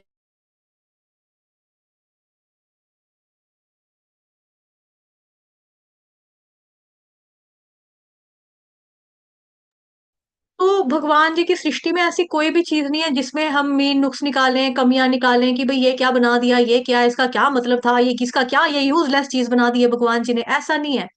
चंद्रमा अगर रात को बनाया, कुछ चीजें हैं, कुछ पौधे हैं जो चंद्रमा से खाना प्राप्त होता है उनको, चंद्रमा से उनको पोषण तत्व मिलता है, फिर जब वो रोटी खाते हैं हमारे अंदर भी वही न्यूट्रिएंट्स वगैरह हमें मिलते हैं। ठीक है। सूरज से भी होता है ना, फोटो से कुछ प्लांट्स फोटोसिंथेसिस होते हैं, अपना खाना खुद बनाते हैं। अपना खाना खुद बनाते हैं का क्या मतलब है? जैसे हम अपना खाना खुद बनाते हैं, होटल में खाना नहीं जाते हैं, इनका अपना खाना खुद बनाना फोटोसिंथेसिस प्रोसेस से होता है ना, साइंस में हम लोगों ने पढ़ा हुआ है। तो ये जो चीजें हैं टोटली यूजलेस होती हैं, फालतू बातें होती हैं कि भगवान की बनाई हुई चीजों में मेन नुक्स निकालने, ये क्या बना दिया, इसका क्या मतलब था, ये क्या बनाया भगवान, मुझे बनाया तो बनाया, मेरी नाक इतनी चौड़ी क्यों बना दी, हाँ, मुझे बनाया तो बनाया, मेरे पैर इतने लंबे लंबे टांगे क्यों बना दी, हाँ। हुआ था ना एक बार हिरन के साथ, ऐसा ही हुआ था। हिरन सोचता है भगवान मेरी बॉडी पे कितना प्यारा तुमने, आपने मेरे को बनाया ऐसे करके, मेरी बॉडी बीच में ठप्पे ठप्पे ठप ठप ठप ठप ठप ठप डिजाइन, कितना मैं प्यारा लगता हूँ, कितना प्यारा लगता हूँ, लेकिन मेरे पैर ये कितने बदसूरत हैं, कितने बदसूरत हैं। एक बारी क्या होता है कि ना, हाँ, मेरे पैर कितने बदसूरत हैं, तो फिर वो क्या होता है, फिर वो झाड़ियों में उसके सींग ही फंस जाते हैं हिरन, कि मेरे सींग कितने प्यारे हैं, मैं रक्षा कर सकता हूँ, मार सकता हूँ, मेरी बॉडी कितनी प्यारी है, लेकिन वो फंस जाता है।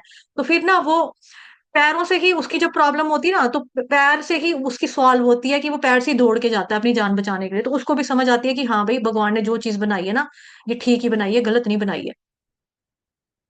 ऐसे ही एक बार दो दोस्त होते हैं, तो दोस्त समझते हैं कि मतलब कि दोनों चले होते हैं जंगल में, कहते हैं हाँ देखो भगवान ने क्या बनाया यार, देख इतना बड़ा पेड़ बनाया भगवान ने, ऊपर से छोटे छोटे जामुन लगाए हुए, हाँ पेड़ इतना बड़ा, जामुन देखो इतने इतने निक्के निक्के से जामुन, हाँ क्या बनाया भगवान ने, वो ये क्या बनाया, ओ हो, इतने बड़े बड़े तरबूजे, तरबूजे, और ये बेचारे जमीन के ऊपर लेटे हुए हैं, इतना बड़ा फ्रूट है, इसको ऊपर होना चाहिए है, ये नीचे किस लिए लेटा हुआ है, बेल बनाई हुई है, इतनी पतली पतली बेलें या लताएं हैं, उसके ऊपर इतने बड़े बड़े क्या बोलते हैं वाटरमेलन, इतने बड़े बड़े कद्दू, पंपकिन भी उसी बेल के ऊपर ही उगते हैं ना, पंपकिन इतने बड़े बड़े उगाए हुए हैं, ओहो ये क्या बनाया भगवान ने, उल्टे हैं भगवान, जो चीज ऊपर होनी चाहिए वो नीचे लगाई है, जो नीचे होनी चाहिए वो ऊपर वो है। ऐसे करते करते वो लोग थक गए, वो लेटे अपने मजे से सोने लगे।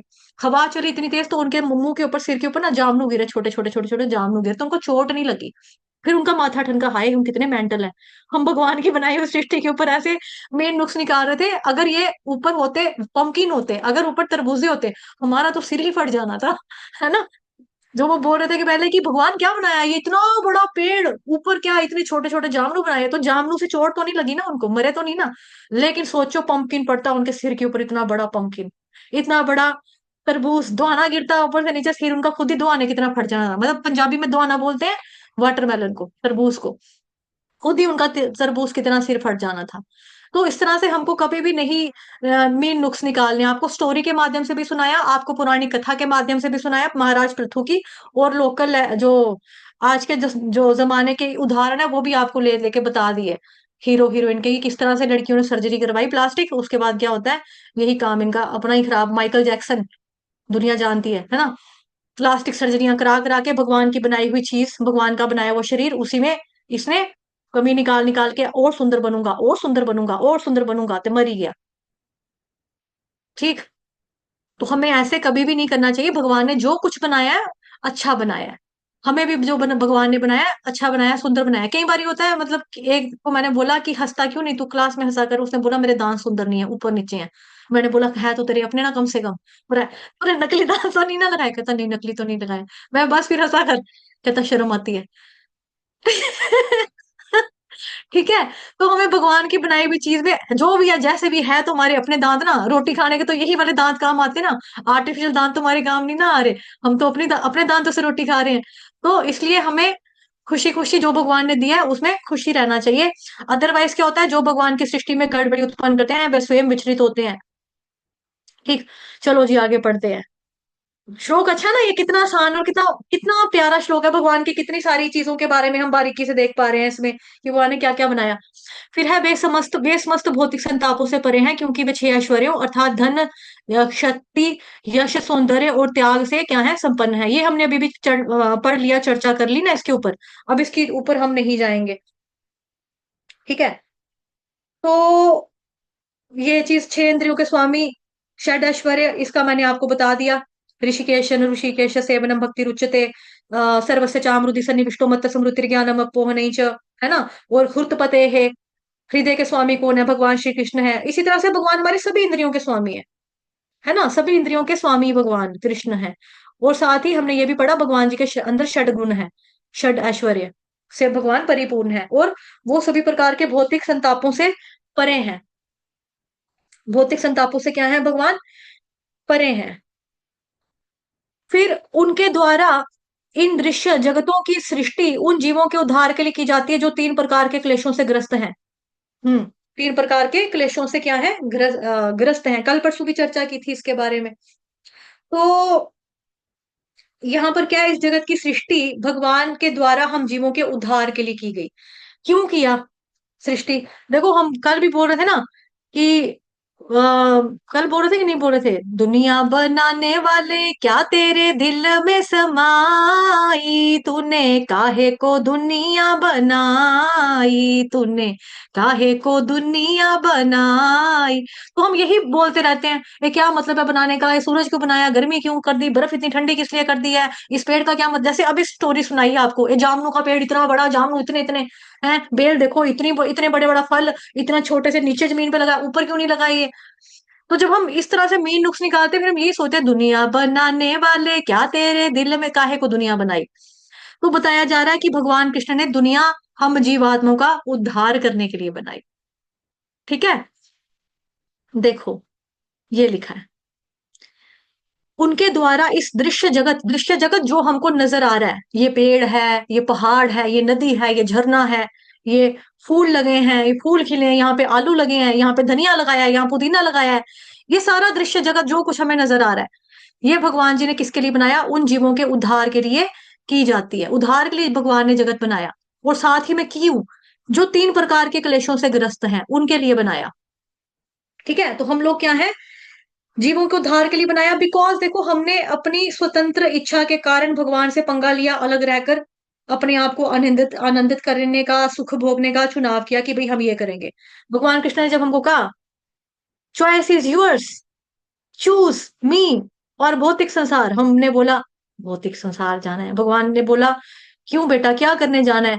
मैंने अपना घर लेना है, मेरे पास अपना घर होना चाहिए। भगवान ने बोला ये तेरा घर है ना, इतना बड़ा बनाया ना, गोलोक वृंदावन धाम, रहे ना यहाँ पर। नहीं नहीं, मैंने अपना घर बनाना है। आप यहाँ के मालिक तो आप हो ना पापा, वहां का मालिक मैं बनूंगा। ठीक है, जैसे भौतिक संसार में भी होता है, पापा ने घर बना दिया अपनी तरफ से, पापा ने सारी जिनकी कमाई की, मेहनत की कमाई से पापा ने घर बनाया बच्चों के लिए, और उसमें से एक लड़का कहता है मैं बीच में नहीं रहूंगा, मैंने अलग होना है। तो पापा कहेंगे क्यों अलग, क्यों होना है? तू अलग, ये वाला सेट तू ले ले, वो वाला सेट ये ले ले, 3 स्टोरी का मकान डाल लो, कोई फर्क नहीं पड़ता, इतनी जमीन पड़ी है, इतने कनाल जमीन हमने ली है, कोई बात नहीं। फिर भी लड़का के नहीं नहीं पापा मैंने जाना, नहीं नहीं पापा मैंने जाना। तो पापा कहेंगे चल ठीक है तेरी मर्जी, जा फिर। पैसे पूसे चाहिए तो चेक चुक ले ले, तूने अगर अपना घर बनाना है, तुझे जो पैसे चाहिए ले ले अपना हिस्सा, तो जा फिर। उसी तरह से हमने भी जब ये किया, बसूड़ी डाल दी अपनी, नहीं भगवान हमने तो जाना है, अपना घर लेना है, अपना घर लेना है। अब यहाँ पर आके हम माचिस के डब्बों जैसे घर में रहते हैं, 1 BHK, 2 BHK, 4 BHK, 5 BHK बंगला, है ना? तो हमें लगता है यस हम मालिक हैं इस घर के, ये हमारा घर है। हम इसमें अपना सोचते हैं कि ये बहुत बड़ी हमने बड़ाई की है, बट हमने ये बुराई कर दी। ठीक है, हमने इस तरह से बोला कि नहीं हमको स्वतंत्र रहना है, हमने अलग रहना है, हम अपना मालिक बनेंगे, ये करेंगे वो करेंगे, हमको एंजॉय करना है, हमको अपने सुखों को भोगना है। तो हमने इस तरह से, इस वजह से क्या हो गया, हम यहाँ पर आ गए। अब आ तो गए, लेकिन यहाँ पर आकर हमको क्या मिल रहा है? 3 प्रकार के क्लेशों का सामना करना पड़ रहा है। हमें कदम कदम पर क्या हो रहा है? दुख मिल रहे हैं। हर कदम पर कोई कातिल है, कहाँ जाए कोई। कोई भी दुनिया में ना, संसार में सेफ है नहीं है आज की डेट में। हमें लगता है कि क्या है, हम तो अपने घर में बैठे हैं, घर में बैठ के हम सेफ हैं, हमें क्या होगा? कुछ भी नहीं होगा। हमें कौन सी मौत आएगी? मौत तो आती है जो बाजार जा रहे हैं लोग, कहीं पे बम फट गया, वो मर गए। कोई झूला झूलने गया, झूला स्लिप हो गया, झूला खराब हो गया, झूला गिर गया, बंदे मर गए, है ना? कोई पहाड़ पे चढ़ रहा था, वहां पे पहाड़ी की पस्सी, वो क्या बोलते हैं, पस्सी को क्या कहते हैं, लैंडस्लाइड हो गया, वो फिसल गई, हम गिर गए, मर गए। हम अपने घर में बैठेंगे, हम नहीं मरेंगे, हम कभी नहीं मरेंगे। तो जिंदगी तो बेवफा है, एक ना एक दिन ठुकराएगी, मौत आनी है आएगी एक दिन, जान जानी है जाएगी एक दिन, ये तो आएगी ही आएगी। इसके साथ आप पीछा नहीं छुड़ा सकते हो कि हम इसको पोस्टपोन कर दे। जैसे एक फिल्म थी ना, ओ स्त्री तू कल आना, था ना उसमें डायलॉग, स्त्री, स्त्री फिल्म में, भूत वाली फिल्म उधर दीवार पे लिख देते, ओ स्त्री तू कल आना चुड़ैल के लिए, तू कल आना, कि चुड़ैल आएगी, वो बोर्ड पड़ेगी, तू कल आना, फिर वो कल आएगी, फिर चली जाएगी, फिर अगले दिन चुड़ैल आएगी, बोर्ड पड़ेगी, तू कल आना, फिर कल आ जाएगी। हम सोचते हैं हम डेथ को भी ऐसे ही करेंगे, तू बाद में आना, कल आना, बाद में आएगी। हमें भगवान चिट्ठियां डालते हैं कि हम मृत्यु के पास आ रहे हैं, ठीक है, मतलब कि कान से सुनाई कम देना, आंखों से दिखाई कम देना, दांतों का गिर जाना, चेहरे पे झुर्रियां आ जाना, बालों का सफेद हो जाना, आवाज में उतना दम नहीं रहना, चलने फिरने में दिक्कत होना, ये हमको एक एक करके चिट्ठियां भगवान डाल रहे हैं, बट हम इन चिट्ठियों को, चिट्ठी मतलब पत्र, लेटर को इग्नोर इग्नोर कर रहे हैं, इग्नोर कर रहे हैं हम। बाल चिट्टे हुए मतलब बाल सफेद हुए, चिट्टे मतलब पंजाबी बोल देती हूँ बीच बीच में, बाल सफेद हुए तो क्या कर लिया, कलर लगा लिया, अभी तो मैं जवान हूँ, अभी तो मैं जवान हूँ, मूंछों के बाल काले हुए चिट्टे हुए, उनको कलर काट लिया शीशे में, तो चलो हम जवान है, इधर भी कलर कर लिया, इधर भी कलर कर लिया, दाढ़ी बाड़ी में बाल बूल में कलर कर लिया, आंखों में ऐनक लगा लिया, ऐनक लगा के मैं बुड्ढा लग रहा हूँ, ना ना ना ना, ऐनक नहीं लगानी, लेंस लगा लिया, ऐसे करके आंख खोली, ऐसे करके लेंस लगा लिया अपने, है ना, जैसे नागिन फिल्म में श्रीदेवी वो लगाती है, ऐसे लेंस लगाए, चलो किसी दुनिया को क्या पता कि मैं मेरी नजर वीक हुई है, कोई फर्क नहीं पड़ता, कानों से सुनाई कम दे रहा है, दुनिया को मैं ना पता नहीं लगने दूंगा कि मैंने, मेरे को सुनाई कम दे रहा है, मैं यहाँ पे मशीन लगा के ना ऐसे करके टोपी पहन के अपने कान कवर करके रखूंगा, दुनिया को क्या पता मैंने मशीन लगाई है।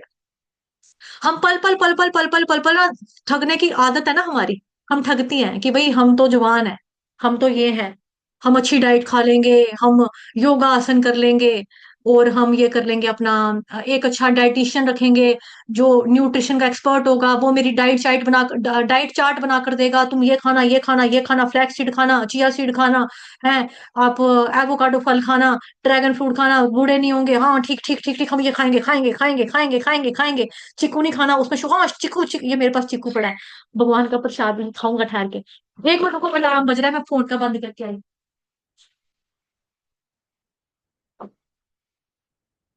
ठीक है, हम सोचेंगे नहीं नहीं, जो हमारे को शुगर लगाएगा, जो हमारे को बीपी चढ़ेगा, हम वो फल नहीं खाएंगे, हम दूसरी दूसरी चीजें खा लेंगे, हम बड़ा अपना अपने आप में बड़ी कोशिशें करेंगे, बड़ी बड़ी बड़ी कोशिश कर लेंगे, हर मुनासिब चीज जो है ना, हम उससे पीछे नहीं हटेंगे।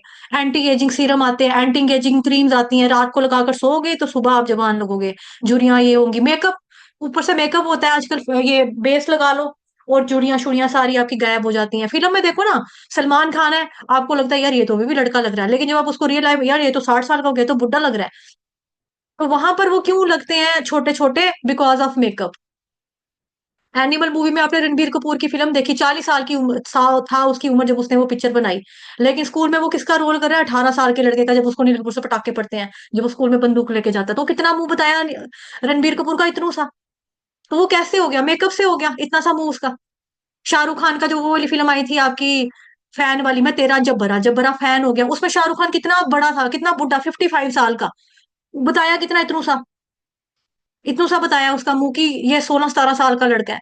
तो कैसे बना रहे हैं, ये फिल्म में कैसे बना रहे हैं, मेकअप की वजह से, उसी तरह से हमको भी लगता है, हम भी मेकअप का नकली मुखौटा मुंह के ऊपर चढ़ा लेंगे, और हम जवान ही लगेंगे सारी जिंदगी, हम मरेंगे नहीं, वो डेथ कहेगी आएगी, चल तेरा टाइम हो गया, मैं कहूंगी मेरा टाइम हो गया, अभी तो मैं यंग हूँ, देखो मेरे बाल भी सफेद नहीं हुए, मेरी आंखें भी देखो, ऐनक भी नहीं लगी मेरे को तो, और जाओ तुम कल आना।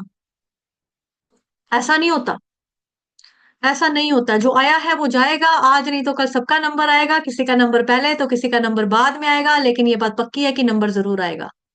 तो हमें हरे कृष्ण महामंत्र का जप करते रहना, तैयारी रखनी है कि नंबर कभी भी लग सकता है, कभी भी नंबर लग सकता है, अपना टाइम आएगा, अपना टाइम आएगा, हमारा भी टाइम आएगा, मतलब हम भी मरेंगे, हर कोई मृत्यु के करीब है। साथ में देखो ना, मृत्यु के करीब की बात कर रही थी, आप छोटे बच्चे को भी पूछोगे ना, आपके हाउ ओल्ड आर यू, कहेगा आई एम 5 years ओल्ड, बूढ़े से भी पूछोगे, क्यों डिस्कनेक्ट हो जाता है, बूढ़े से भी पूछोगे हाउ ओल्ड आर यू, वो भी कहेगा आई एम 75 years ओल्ड, तो ओल्ड तो सबके आगे लगे है। अब कोई बंदा सोचे कि ओल्ड का मतलब होता है बूढ़ा, बूढ़े का मतलब जो मरने वाला, तो ओल्ड तो 5 साल का बच्चा भी लगा रहा है, ओल्ड तो 80 साल के अंकल भी लगा रहे हैं ओल्ड, तो मृत्यु के करीब कौन हो गया, हर कोई मृत्यु के करीब है, बिकॉज ये कब आएगी पता नहीं चलता, हम ये नहीं कह सकते ये तो छोटा है, ये थोड़ा मरेगा। ऐसे क्या होता है, एक बारी एक छोटा बच्चा होता है, वो ना कार्तिक का महीना होता है, कार्तिक के महीने में ठंड होती है ना, कितनी सर्दी होती है, तो वो सुबह सुबह 4 बजे उठकर अपने मोहल्ले के मंदिर में जाकर भागवत की कथा होती थी वहां पर पंडित के आगे उसने रोज ऐसे करके बैठ जाना कथा श्रवण करने के लिए। तो उसको जो वहां पे कथा वाचक था मतलब पंडित उसको बोलता है बेटा तेरे को ठंड नहीं लगती, तू छोटा बच्चा है अभी इतना, तेरी नींद नहीं पूरी होगी, तेरे साइज के बच्चे सारे सोए होते हैं, तू भी सो जाया कर। कहता अंकल अगर मैं मर गया तो? वो कहता मर गया? नहीं नहीं बच्चे अभी थोड़ा मरेगा, अभी तो तू छोटा सा बच्चा है, फिर तू बूढ़ा बड़ा होगा, जवान होगा, फिर तेरी शादी होगी, बच्चे होंगे, फिर तू बूढ़ा होगा, फिर तेरे बच्चों की शादी होगी, फिर तेरे पोता पाती होंगे, फिर उनकी शादी होगी, फिर तू कहीं जाकर मरेगा, अभी तो तू बड़ा छोटा है।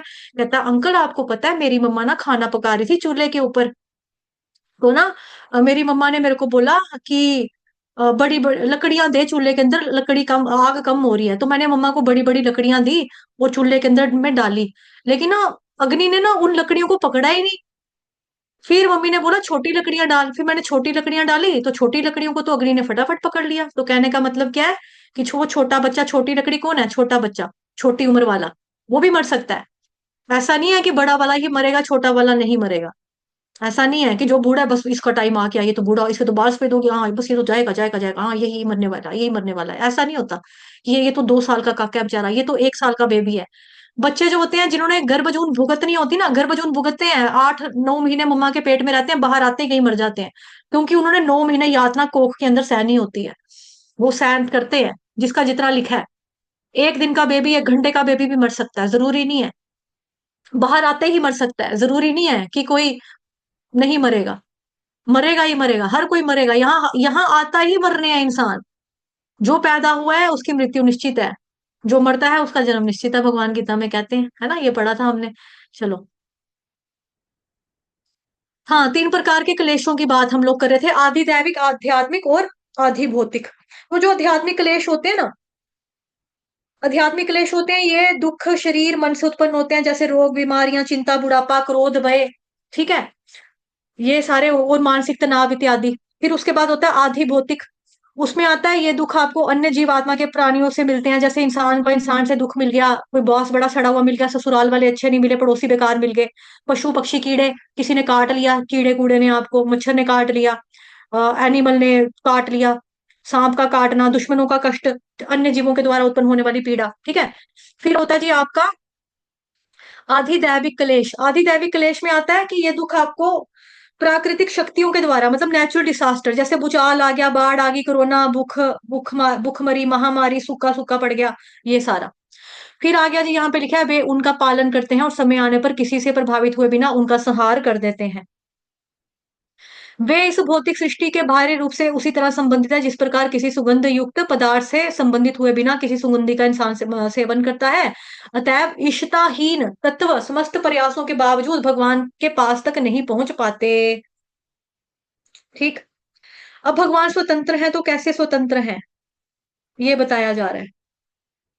ठीक है, तो उपमा दी जा रही है यहाँ पर, देखेंगे यहाँ पर बिना जी देखो यहाँ पर हाईलाइट करूंगी, जिस प्रकार किसी सुगंध युक्त पदार्थ से संबंधित हुए बिना किसी सॉरी कोई सुगंधि का सेवन करता है। अपनी अपनी बुक में हाईलाइट कर लो, ये उपमा के माध्यम से हमको समझाया जा रहा है।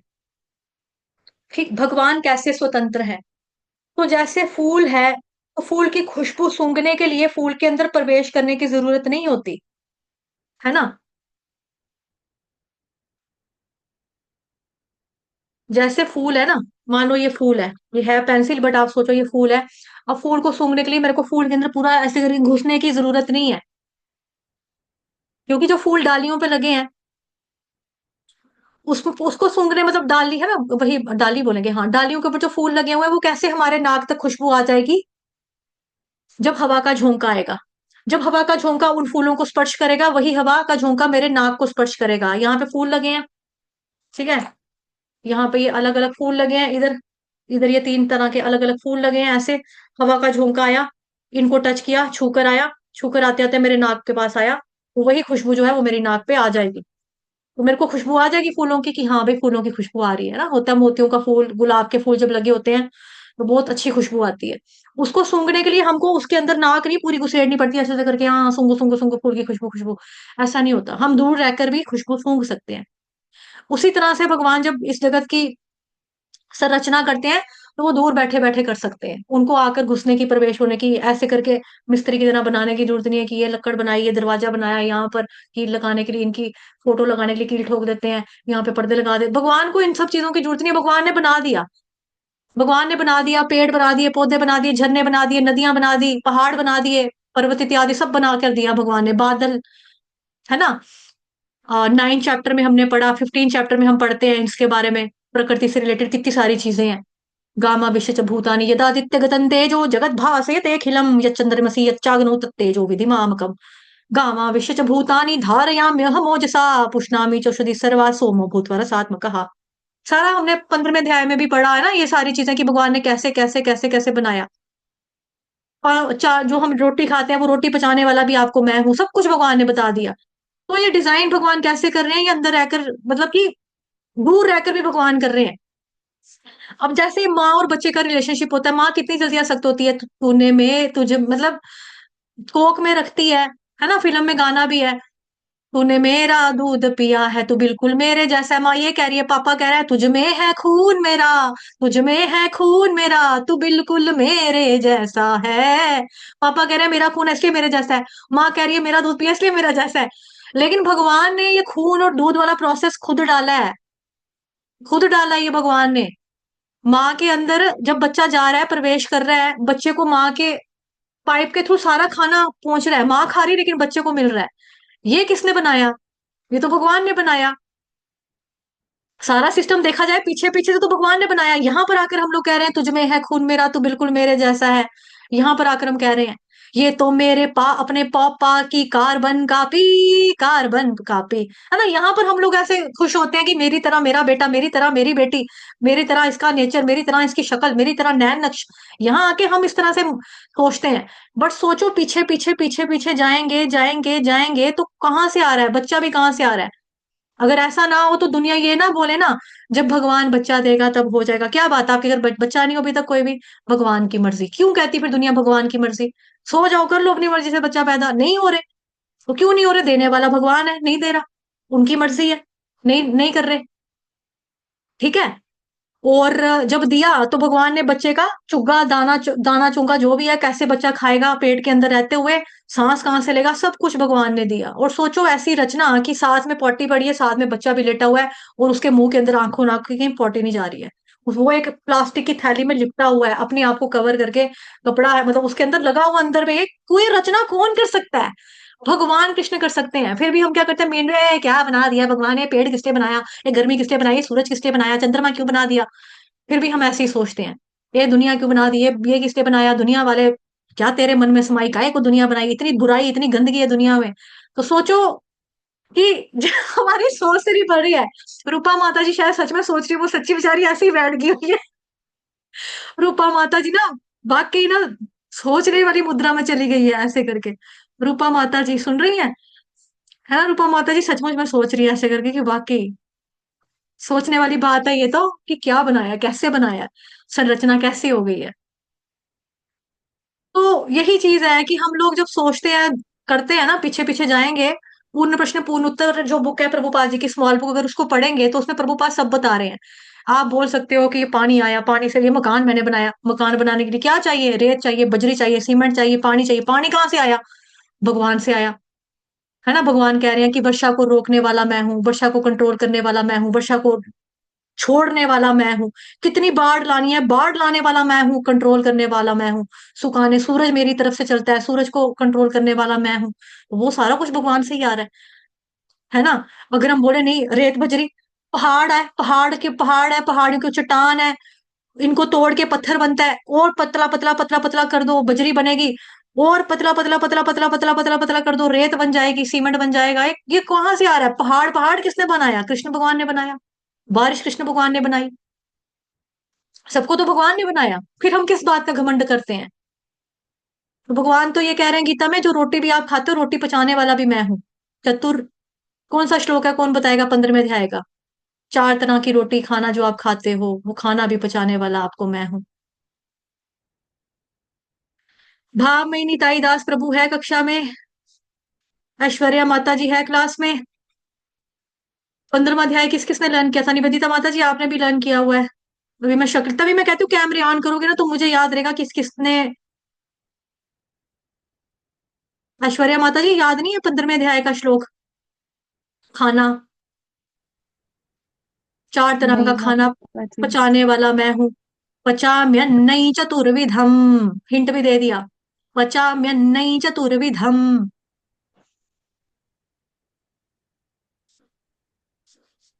नहीं आ रहा? आगे आगे पाठ, पीछे पीछे सपाट, आगे दौड़ते पीछे छोड़। मुझे क्यों नहीं भूलता है पता है? क्योंकि मैं यूज करती रहती हूँ। ये नहीं है कि मैं रिवीजन करती रहती हूँ। जो मैंने पढ़ा है ना उसका मैं इस्तेमाल प्रचार में कर देती हूँ, सुनाने में कर देती हूँ। तब करके मेरे को याद रहता है। अब तो मैंने हिंट भी दे दिया, पचाम्यन्नी चतुर्विधम, अभी देखकर कोई पढ़ लो टीठ हो। टीठ समझ में, तो टीठ पंजाबी में कहते हैं, ढीठ कहते हैं हिंदी में।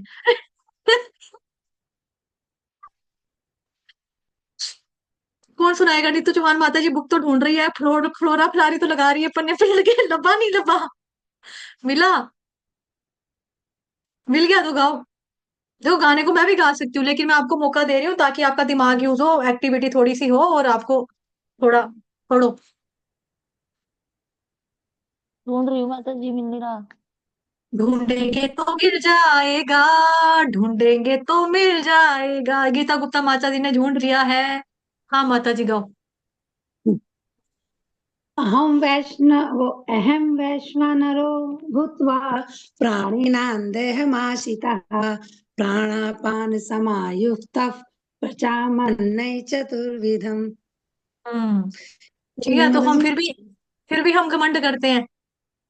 एक वो है ना, एक्टर है, उसका एक फेमस डायलॉग है, जिंदगी झंडवा फिर भी घमंडवा। एक डायलॉग है, जिंदगी झंडवा फिर भी घमंडवा। मतलब हम कहते हैं कि भाई हमने ये बनाया, हमने ये खाया, हमने ऐसे खाया, हमने वैसे खाया, हमारे पास ये है, हमारे पास वो है, लेकिन भगवान का जो रोटी भी खाया ना, रोटी पचाने वाला भी मैं ही हूँ। अगर मेरी अनुमति नहीं ना होगी तेरे को रोटी भी नहीं पचने वाली है। होता होता भी है ना ऐसा। देखो दुनिया में इंसान के पास पैसा है, सेठ जी बहुत अमीर है, सेठ जी क्या खाते हैं? सेठ जी तो सोने की थाली में चांदी वाले पकवान खाते होंगे ना? नहीं नहीं, सेठ जी बेचारे ना खिचड़ी खाते हैं। सेठ जी को लिक्विड ही पचता है। सेठ जी बीमार रहते हैं। सेठ जी को तो लिक्विड दे रहे हैं। तो सेठ के पास पैसा पैसा सब कुछ है, लेकिन खाने के लिए डाइट जो है वो भगवान ने नहीं दिया उनको। कई लोग खाते हैं, रोटी पचती नहीं है, उनको बार बार में बाथरूम जाना पड़ जाता है। जो खाते पीते हैं निकल जाता है, साथ ही उनका पचता नहीं है खाना। तो भगवान कह रहे हैं खाना भी मेरी वजह से ही पछता है आपको। मुझसे ही पछता है खाना। सारा कुछ मेरी तरफ से हो रहा है। ठीक, चलिए। तो यहाँ पे क्या बता रहे थे कि हाँ, ये एग्जांपल दे दी ना आपको कि मैंने खुशबू जो फूल की लेना, वो जरूरी है कि नाक पूरा उसके अंदर डालना पड़ेगा। फूल के अंदर हमको अपने नाक पूरा प्रवेश करेंगे तो ही हम फूल को सूंघ पाएंगे। पूरी की पूरी बॉडी हम अपनी फूल के अंदर डाल देंगे ऐसे करके तो ही हम सूंघ पाएंगे, ऐसा नहीं है। दूर से भी फूलों की खुशबू ले सकते हैं। उसी तरह से भगवान दूर रहते हुए भी सृष्टि का रचना वगैरह सब कुछ कर सकती हैं। वे इस भौतिक सृष्टि से, ये देखो ये लिखा है, वे इस भौतिक सृष्टि के बाहरी रूप से उसी तरह से संबंधित है, बाहरी रूप से संबंधित है। आगे यहाँ पर आगे उपमा, जिस तरह से सुगंध युक्त पदार्थ संबंधित हुए बिना सुगंधि का सेवन कर सकता है, जिस तरह से कोई, उसके बारे में यहाँ पे लिखा जा रहा है। ठीक है, तो भगवान इस सृष्टि को बनाते हैं, चलाते हैं, संहार भी करते हैं। फिर लिखा है यहाँ पे, अतएव इशताहीन तत्व, इशताहीन मतलब ईश्वर विहीन लोग जो भगवान को नहीं मानते, तत्व समस्त प्रयासों के बावजूद भी भगवान तक नहीं पहुंच पाते। रावण ने भी सोचा था एक बंगला बनेगा न्यारा, जिसमें कुनबा बने बसेगा सारा, कि मैं एक ऐसी सीढ़ी बनाऊंगा जो यहाँ से होते होते होते होते होते होते स्वर्ग लोक तक चली जाएगी। ये कौन है? तो चौहान माता जी, आप गाने गा रहे हो अपने?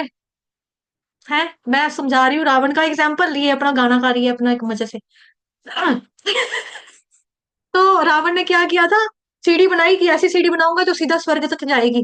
प्रयास किया अपनी काबिलियत के ऊपर, अपने बलबूते के ऊपर, मैं स्वर्ग में जाकर बताऊंगा। उसके लिए भगवान की सेवा करने की, पूजा भक्ति करने की कोई जरूरत नहीं है। पाप करो, हम राक्षस हैं, मसूर है, यस, मारो काटो, देवताओं को मार डालो, कत्ल कर दो इनके, सब सामान खरीद लो इनका, इनकी औरतों को उठा लो, देवियों को उठा लो, शादियां करो इनसे, जबरदस्ती जबरन करो इनके, जो मर्जी करो। हम वैसे भी भगवान के पास मतलब कि हमको स्वर्ग जाने को मिल जाएगा, स्वर्ग में जाएंगे हम। तो यही बता रहा है यहाँ पे, इशिताहीन तत्व समस्त प्रयासों के बावजूद भी भगवान तक पहुंच नहीं पाते, कभी नहीं पहुंच पाएंगे ये लोग। इशिताहीन मतलब जो भगवान से अलग हैं, जो भगवान को सब कुछ नहीं मानते, तो भगवान के पास नहीं पहुंच पाते, क्योंकि वो ईश्वर विहीन लोग हैं। संसार का पालन पोषण करने वाले भगवान हैं, वही उन्हीं के द्वारा सब कुछ किया जा रहा है। लेकिन इस संसार से भगवान बिल्कुल स्वतंत्र और अलग रहते हैं। इसीलिए भगवान डायरेक्ट इस संसार को स्पर्श नहीं करते। फूल वाली एग्जाम्पल दिया है, जो यहाँ पर सुगंध युक्त पदार्थ से संबंधित हुए बिना कोई सुगंधि का सेवन कर सकता है ना। डायरेक्ट भगवान जी को संसार को छूने की जरूरत नहीं है। जब कभी अवतार ग्रहण करके आते हैं तो चाहे गोलोक वृंदावन धाम से आए तो साक्षात गोलोक भी लेकर आते हैं, नित्य पार्षद भी उनके साथ आते हैं। जब अयोध्या से अवतार ग्रहण करते हैं, अयोध्या धाम को भी लेकर आते हैं। ऐसे भगवान कहीं भी अवतार ग्रहण नहीं करते लेते चलते फिरते कि चलो आज हम इस भाग में घूमने जाएंगे। ऐसा नहीं होता। जहां भी भगवान आते हैं जाते हैं, वो सब भगवान की दिव्य शक्तियों के द्वारा उस भाग को रखा और बनाया जाता है। जैसे कोई बोले कि भाई मैं जमीन पे नहीं चलने वाला, मैं नहीं चलूंगा जमीन के ऊपर, मैंने नहीं चलना जमीन के ऊपर। कोई ऐसे बोले, ऐसे सोचे, ठीक है, तो उसके बोले जैसे हमारे जो बॉलीवुड के स्टार्स हैं या जो हमारे मंत्री मंत्री पॉलिटिशियंस हैं, जब इन्होंने आना होता है इनके लिए रेड कारपेट बिछाते हैं लाल रंग का कारपेट, रेड कारपेट। ऐसे क्या होता है, जैसे गुरु ग्रंथ साहिब जो है, गुरु ग्रंथ साहिब जी को जब अपने सर के ऊपर उठाकर एक जगह से दूसरी जगह के ऊपर लेकर जाया जाता है, या रथ में भी बिठाकर लेकर जाते हैं, तो उस वक्त क्या होता है, आपने देखा है सड़कों के ऊपर जब वो निकलती है, झांकी निकली थी परसों, गुरु पूर्णिमा थी, है ना। तो सड़क के ऊपर पहले झाड़ू फेरते हैं, और जहां जहां झाड़ू लगती है वहां वहां पे कारपेट आता जाता है, और वहां वहां पे गुरु ग्रंथ साहिब को उनका सेवक अपने सिर के ऊपर उठाकर आगे आगे आगे आगे आगे आगे लाता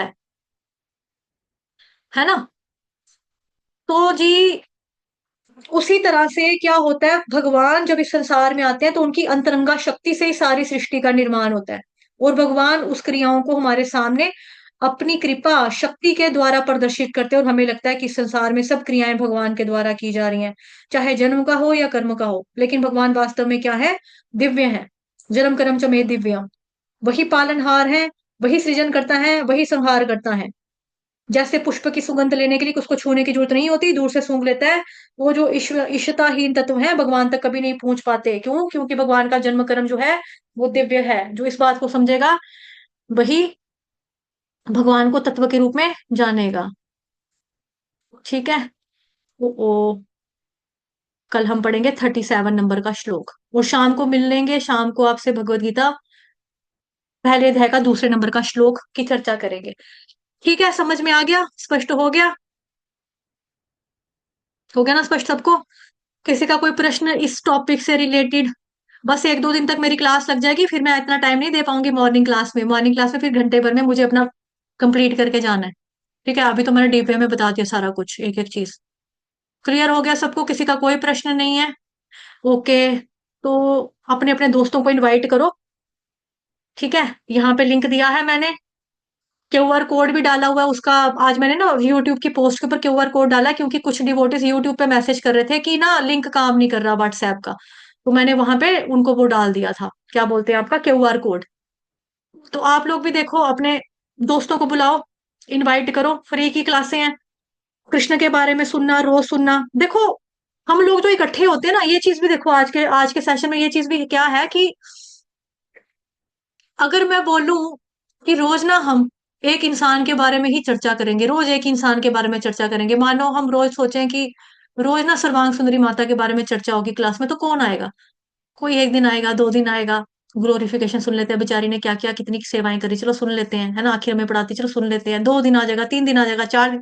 अरे ये तो अपने बारे में ही बोली जा रहे हैं। अरे उसके जो चमचे लगे हैं ना, जो ज्यादा खास खास बच्चे हैं, वही उसके बारे में तारीफे की जा रहे हैं। हाँ, हमने नहीं जाना, हफ्ते भर में हम फेडअप हो जाएंगे।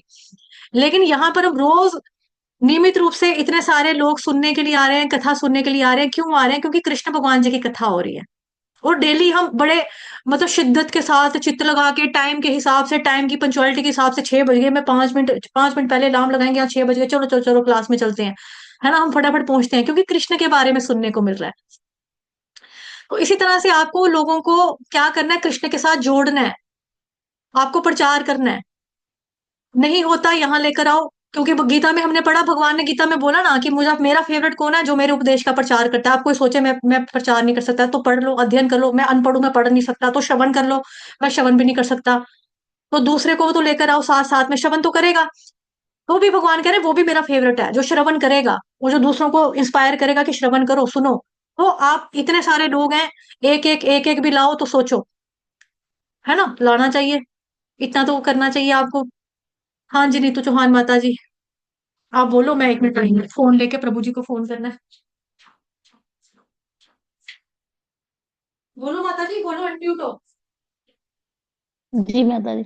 माता जी, इस जो ये श्लोक अभी पढ़ा है आपने, इसकी सबसे जो लास्ट की लाइन है वो मुझे समझ ही नहीं आई।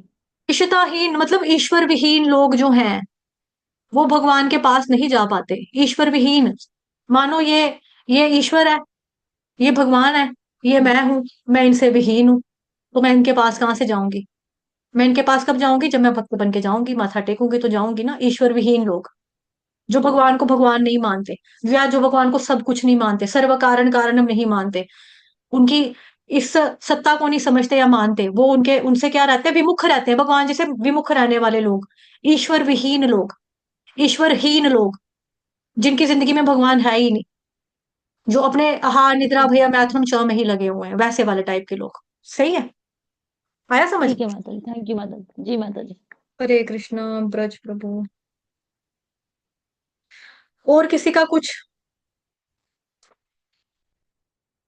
वाञ्छाकल्पतरुभ्यश्च कृपा सिन्धुभयेव च पतितनां पावनेभ्यो वैष्णवेभ्यो नमो नमः। अनंत कोटि वैष्णव वृंद की जय, जगत गुरु शील प्रभुपाद की जय, श्री कृष्ण चंद्र भगवान की जय, ग्रंथराज श्रीमद् भागवतम महापुराण की जय, श्रीमद् भगवद गीता यथारूप की जय, आज के अनंत की जय, आप सभी भक्तजनों की जय। हरे कृष्ण। प्रभु जी आ जाओ। जी सतीश प्रभु जी बोलो। हरे कृष्ण माता जी, हरे आपके कृष्ण सिर प्रभु जी, चरणों में पंचांग प्रणाम। प्रणाम। जी जी, हरे कृष्ण। माता जी, आपकी अगर परमिशन हो तो एक क्वेश्चन मेरे को पूछना था, अगर हाँ आप हाँ, उसका पूछिए आंसर पूछिए। दे पाए तो बड़ी कृपा हो अगर जाएगी। मैं अगर मेरे को आता होगा, पता होगा तो मैं जरूर दूंगी, मा, अगर नहीं पता होगा तो मैं किसी बड़े सीनियर डिवोटी से पूछ के बता दूंगी। ठीक है प्रभु जी? जी नहीं बोलो, माता जी, पूछो। आप दे पाओगे, आप इतने सीनियर हो।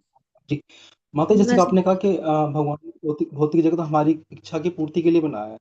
तो जैसे कि हम क्लास में सुनते हैं, His Grace बलभद्र प्रभु जी ठीक बताते है। हैं कि हम्म। भगवान जो है वो रसिक शेखर है। तो ये भौतिक जगत भी जो है भगवान ने अपनी ही इच्छा से बनाया है। तो हाँ भगवान, और फिर भगवान रसिक से करे, हर हर वस्तु का जो है भगवान आनंद लेना चाहते हैं। तो भगवान ने भौतिक जगत अपनी इच्छा से बनाया, और हम बद्ध जीव है, और हम आदि और अनादि बद्ध जीव है। हम कभी धाम में थे नहीं। तो अभी मैं जब भक्ति शास्त्री कोर्स में जब मैं पढ़ रहा था, तो वहां पर प्रभु जी बता रहे कि हम पहले क्या कहते हैं धाम में थे, भगवत धाम में और थे, फिर हम थे। हमारी इच्छा से फिर हम यहाँ पर आए। हाँ प्रभु जी। फिर हम यहाँ पर आए। तो हाँ, ये बात माता जी समझ में नहीं आती कि ऐसा क्यों ये बताया क्या जा रहा माने है। कि हम और भगवत प्रभु धाम जी में थे भी कभी या नहीं थे हम कभी? जी जी, और प्रभु जी बताते हैं कि हम कभी थे ही नहीं भगवत धाम में, हम कभी थे ही नहीं। हमेशा से ही यही है। हाँ जी माता जी, तो ये जी माता प्रभु जी, जी। ये आप क्लियर कर देंगे माता जी, बड़ी कृपा हो जाएगी। ये दोनों प्रभु जी देखो कैसा है ना, कि अगर हम वहां पर होते तो हम यहाँ पर नहीं होते। एक तो ये है, दूसरा ये भी है कि भगवान ने अपनी इंजॉयमेंट के लिए बनाया, भगवान ने हमको भी अपनी इंजॉयमेंट के लिए बनाया जी माता जी। है ना? जैसे आपने बोला कि जैसे हम बच्चे हैं, अगर तो हम कोई खिलौना लाएंगे तो हम बोले ये गुड्डी, हम गुड्डी गुड़िया से खेलेंगे, ये कार, हम इस कार से खेलेंगे, ये मेरी गाड़ी है, ये मेरी गाड़ी है। तो बच्चा क्या कर रहा है? एंटरटेन हो रहा है उस खिलौने से। उसी तरह से प्रकृति के 3 नियम हमको कठपुतलियों की तरह डांस करवाती है। हम भी क्या है भगवान जी के लिए, हम भी एक तरह के वही हैं, मतलब कि उनकी इंजॉयमेंट के लिए हम यहाँ पर आते हैं। लेकिन हमारे पास, जीव के पास इच्छा शक्ति है। भगवान कृष्ण गीता में कहते हैं ना, यथा इच्छसि तथा कुरु, तुमको मैंने सब कुछ बता दिया, सारा सारा ज्ञान दे दिया, सारे तरह के योग बता दिए, अब तेरी मर्जी, जो तूने करना है तू कर। उसी तरह से चॉइस हमारे पास भी है। कल भी हमने पढ़ा था 3 तरह की शक्तियों के बारे में, अंतरंगा शक्ति, बहिरंगा शक्ति, तटस्थ शक्ति। जीव आत्मा जो है वो तटस्थ शक्ति है। तट मतलब किनारे पे रहने वाला। हमारे पास चॉइस है। अगर हम बीच में जाएंगे, समुद्र के किनारे जाएंगे, हमारे पास चॉइस होगी, ठीक है हमारा नहाने का मन है, हम समुद्र में चले जाएं, जाकर डुबकी लगा ले, नहा ले। अगर हम बोले नहीं नहीं हमने नहीं नहाना, ना नहाए, किनारे पे बैठे रहे, वापस चले जाएं अपने। लेकिन हम क्या कर रहे हैं? अगर हम भगवान जी की भक्ति कर रहे हैं और करने के बाद भव सागर को पार करके भगवान के पास जाना चाहे तो हम जा सकते हैं, यथा इच्छसि तथा कुरु। भगवान ने गीता में अर्जुन को बोला ना, जो तुम्हारा मन है वो तुम करो। हम क्या है? तटस्थ शक्ति, हमारे पास ओपन चॉइस है। भौतिक संसार में सड़ते रहना है तो ठीक है सड़ो, कोई फर्क नहीं पड़ेगा भगवान को। अभी तो पढ़ा, वो उनके अंदर मोह और आसक्ति नहीं है, आज के श्लोक में था ना, मोह नहीं है, आसक्ति नहीं है उनको, हमें अटैचमेंट होती है। भगवान टोटली डिटैच्ड है, उनको आसक्ति नहीं है। लेकिन अगर हम अपना प्रयास करेंगे, प्रयास करना मतलब कि गुरु गौरांग की कृपा से, जो हमें प्रमाणिक गुरु शास्त्र ने बता दिया कि भाई इस तरह से भगवान की भक्ति करके भगवत धाम में आप जा सकते हो, लौट सकते हो, जाओ वहां पर, जा सकते हैं हम, है ना। तो हमारे पास ओपन चॉइस है, भक्ति करके हम भगवान के धाम में, भगवत धाम में जा सकते हैं, गोलोक वृंदावन धाम में जा सकते हैं। और हाँ, ये हमारा पहला जन्म नहीं हो सकता है, क्योंकि हमारे कर्मों के अकॉर्डिंगली हमको सारी चीजें मिल रही है ना। आज हमारे पास कोई पापा अच्छे मिल गए, मम्मा पेरेंट्स अच्छे मिल गए, ससुराल अच्छा मिला, किसी को बुरा मिला, किसी को बॉस गंदा मिला, किसी को बॉस अच्छा मिला, सब कुछ हमें कर्मों के अकॉर्डिंगली मिल रहा है। तो 3 तरह के शरीर के बारे में भी हमने पढ़ा, सूक्ष्म शरीर, स्थूल शरीर, कारण शरीर।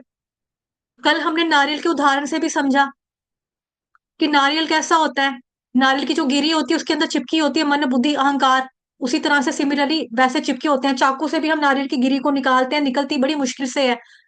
वो मन बुद्धि अहंकार चिपके होते हैं। लेकिन जो सूखा खोपा होता है वो कैसे बन जाता है, जब वो अपना अस्तित्व छोड़ देता है कि मैं कुछ भी नहीं हूं। हम क्यों आ रहे हैं, क्योंकि मैं हूं, हम इस वजह से आते हैं। जिस दिन हमारा ये छूट जाएगा कि मैं कुछ भी नहीं हूं, अपना अस्तित्व ही हम छोड़ देंगे, मन बुद्धि अहंकार छूट जाएगा, उस तरह से हमारी जो आत्मा है इनसे मुक्त हो जाएगी, मन बुद्धि अहंकार से, स्थूल सूक्ष्म से मुक्त होके हम भगवत धाम में जा सकते हैं। बट नो डाउट इसके लिए बहुत प्रयास, बहुत ज्यादा प्रैक्टिस की जरूरत है। और हमें अकर्म ही करना है, कृष्ण के लिए कर्म ही करना है। तभी करके तो हमें आज भी समझाया जा रहा है। अगर आपको यही बोल दिया जाए कि तुम कभी ना भगवत धाम में थे, ना कभी फ्यूचर में जाने वाले हो, आप बोलो छाड़े यार से आपा, सुबह उठ के मंगल आरती करो, हरे कृष्णा कृष्णा कृष्णा हरे हरे, हरे राम हरे, छठो यार क्या करने करके, जब जाना ही नहीं है कभी, हमने रहना ही सड़ना ही यहाँ पे, तो इतनी मेहनत करने की जरूरत क्या है। ये नहीं खाना, वो नहीं खाना, उसके साथ नहीं जाना, उसके साथ नहीं फिरना, लड़की नहीं देखनी, वो मैं क्या जरूरत पड़ी है, फिल्म नहीं देखनी, ये नहीं देखना, वो नहीं देखना, इतना सेक्रीफाइस किस लिए करूं जब जाना ही नहीं है। जा सकते हैं, मेहनत हमें ही करनी है।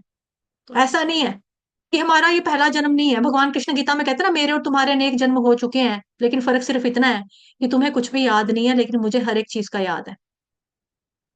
ठीक, तो आप इस चीज में ना अभी पढ़ो कि हम थे या नहीं थे, अब देखो कि जहां पर मैं हूं, वहां से वहां पे जाने के लिए मैं क्या कर रहा हूँ। अब हमारा प्रयास ये होना चाहिए प्रभु जी। ठीक है। अब आपको क्या करना है कि अब ना आऊं मैं दोबारा, तो भगवत धाम में जाना है, लौटना है परम पिता के पास, कृष्ण के पास। तो उसके लिए हमें जितनी मेहनत करनी पड़ेगी, गुरु महाराज जी के बताए हुए नियम के हिसाब से, जो भी हमने साधना भक्ति जो है वो अपनी हमने करनी है। ठीक है, कृष्ण की भक्ति करनी है। क्लियर हो गया प्रभु जी? जी माता जी। मैम, माता जी एक चीज और पूछनी है। जैसे कि बताते हैं कि भगवान रसिक शेखर है, हर वस्तु का आनंद लेना चाहते हैं। तो ये क्वेश्चन मैंने पूछा था, तो उन्होंने इस बात का खंडन कर दिया था और डांट दिया था कि भगवान हर वस्तु का भोग कैसे कैसे कैसे लेना चाहेंगे। वो भगवान जो है आप मतलब कि यज्ञ के देखो प्रभु जी, मैं समझ गई, आपकी वॉइस ब्रेक हो रही है। देखो, दो तरीकों से, द्वारा दो लेते तरीके हैं, से देवता सुनो, के द्वारा। आपकी वॉइस ब्रेक हो तो रही है। उन्होंने इस बात का खंडन कर दिया था, जैसे कि अगर कोई व्यक्ति है, कोई भक्त अगर वॉइस ब्रेक हो रही है मेरी साइड से, तो सही है ना? मैं सबको, सब मेरे को सुन पा रहे हैं? प्रभु जी की वॉइस बंद हुई है। हरे कृष्ण, ब्रेक भी हुई हरे थी। कृष्णा माता जी, बारी आवाज। जी हाँ प्रभु जी। अब आ रही है माता जी। हाँ तो हाँ हाँ, बता रहे थे बोलो। कि जैसे कि अगर कोई व्यक्ति लड्डू खा रहा है, किसी चीज का स्वाद ले रहा है, तो स्वाद तो वही ले रहा है ना, भगवान थोड़ी ना ले रहा है स्वाद उसके देखो द्वारा। प्रभु जी, वही मैं तो ये चीज बता कह रहे रही थे हूँ। वो। देखो, दो तरीके होते हैं इस चीज को समझने का। जैसे कि हमें लगता है कि हम कोई चीज खा रहे हैं तो हम भोग कर रहे हैं, एक तो ये हो गया मतलब। ठीक है। उसी तरह से पाप करने वाले लोग भी यही सोचते हैं कि ये अच्छा काम करे तो हम भोग रहे हैं ना, हम इंजॉय कर रहे हैं, वी आर द इंजॉयर। लेकिन सुप्रीम इंजॉयर कौन है? ये भगवत गीता का 5वें अध्याय का 29वें नंबर का श्लोक हमको बताता है, जिसको भगवत गीता का शांति सूत्र कहा जाता है। भोक्तारं यज्ञ तपसाम सर्वलोक महेश्वरम सुहृदं सर्वभूतानां। जिस इंसान को ये चीज पता लगे कि शांति मुच्छति, उसको शांति का अनुभव हो जाएगा। भगवान सुप्रीम इंजॉयर हैं, वो हमारे माध्यम से इंजॉय कर रहे हैं, हमारे माध्यम से इंजॉय कर रहे हैं। लेकिन ये नहीं हुआ है कि मतलब कि मैं इंजॉय कर रहा हूं तो मैं ही करूंगा, और फिर उसके बाद अगर पाप कर मैं कर रहा हूं तो सजा मेरे को क्यों मिलेगी? भगवान को मिलनी चाहिए, क्योंकि वो कर रहा है। क्योंकि वो एंजॉयर है तो वही करे। सर्व कारण कारणम, उसने बोला तो उसने किया तो वही वही सजा भी उसको दो जाकर, कोड़े भी उसको मारो जाकर, जेल में भी उनको डालो, हमने क्या किया, है ना।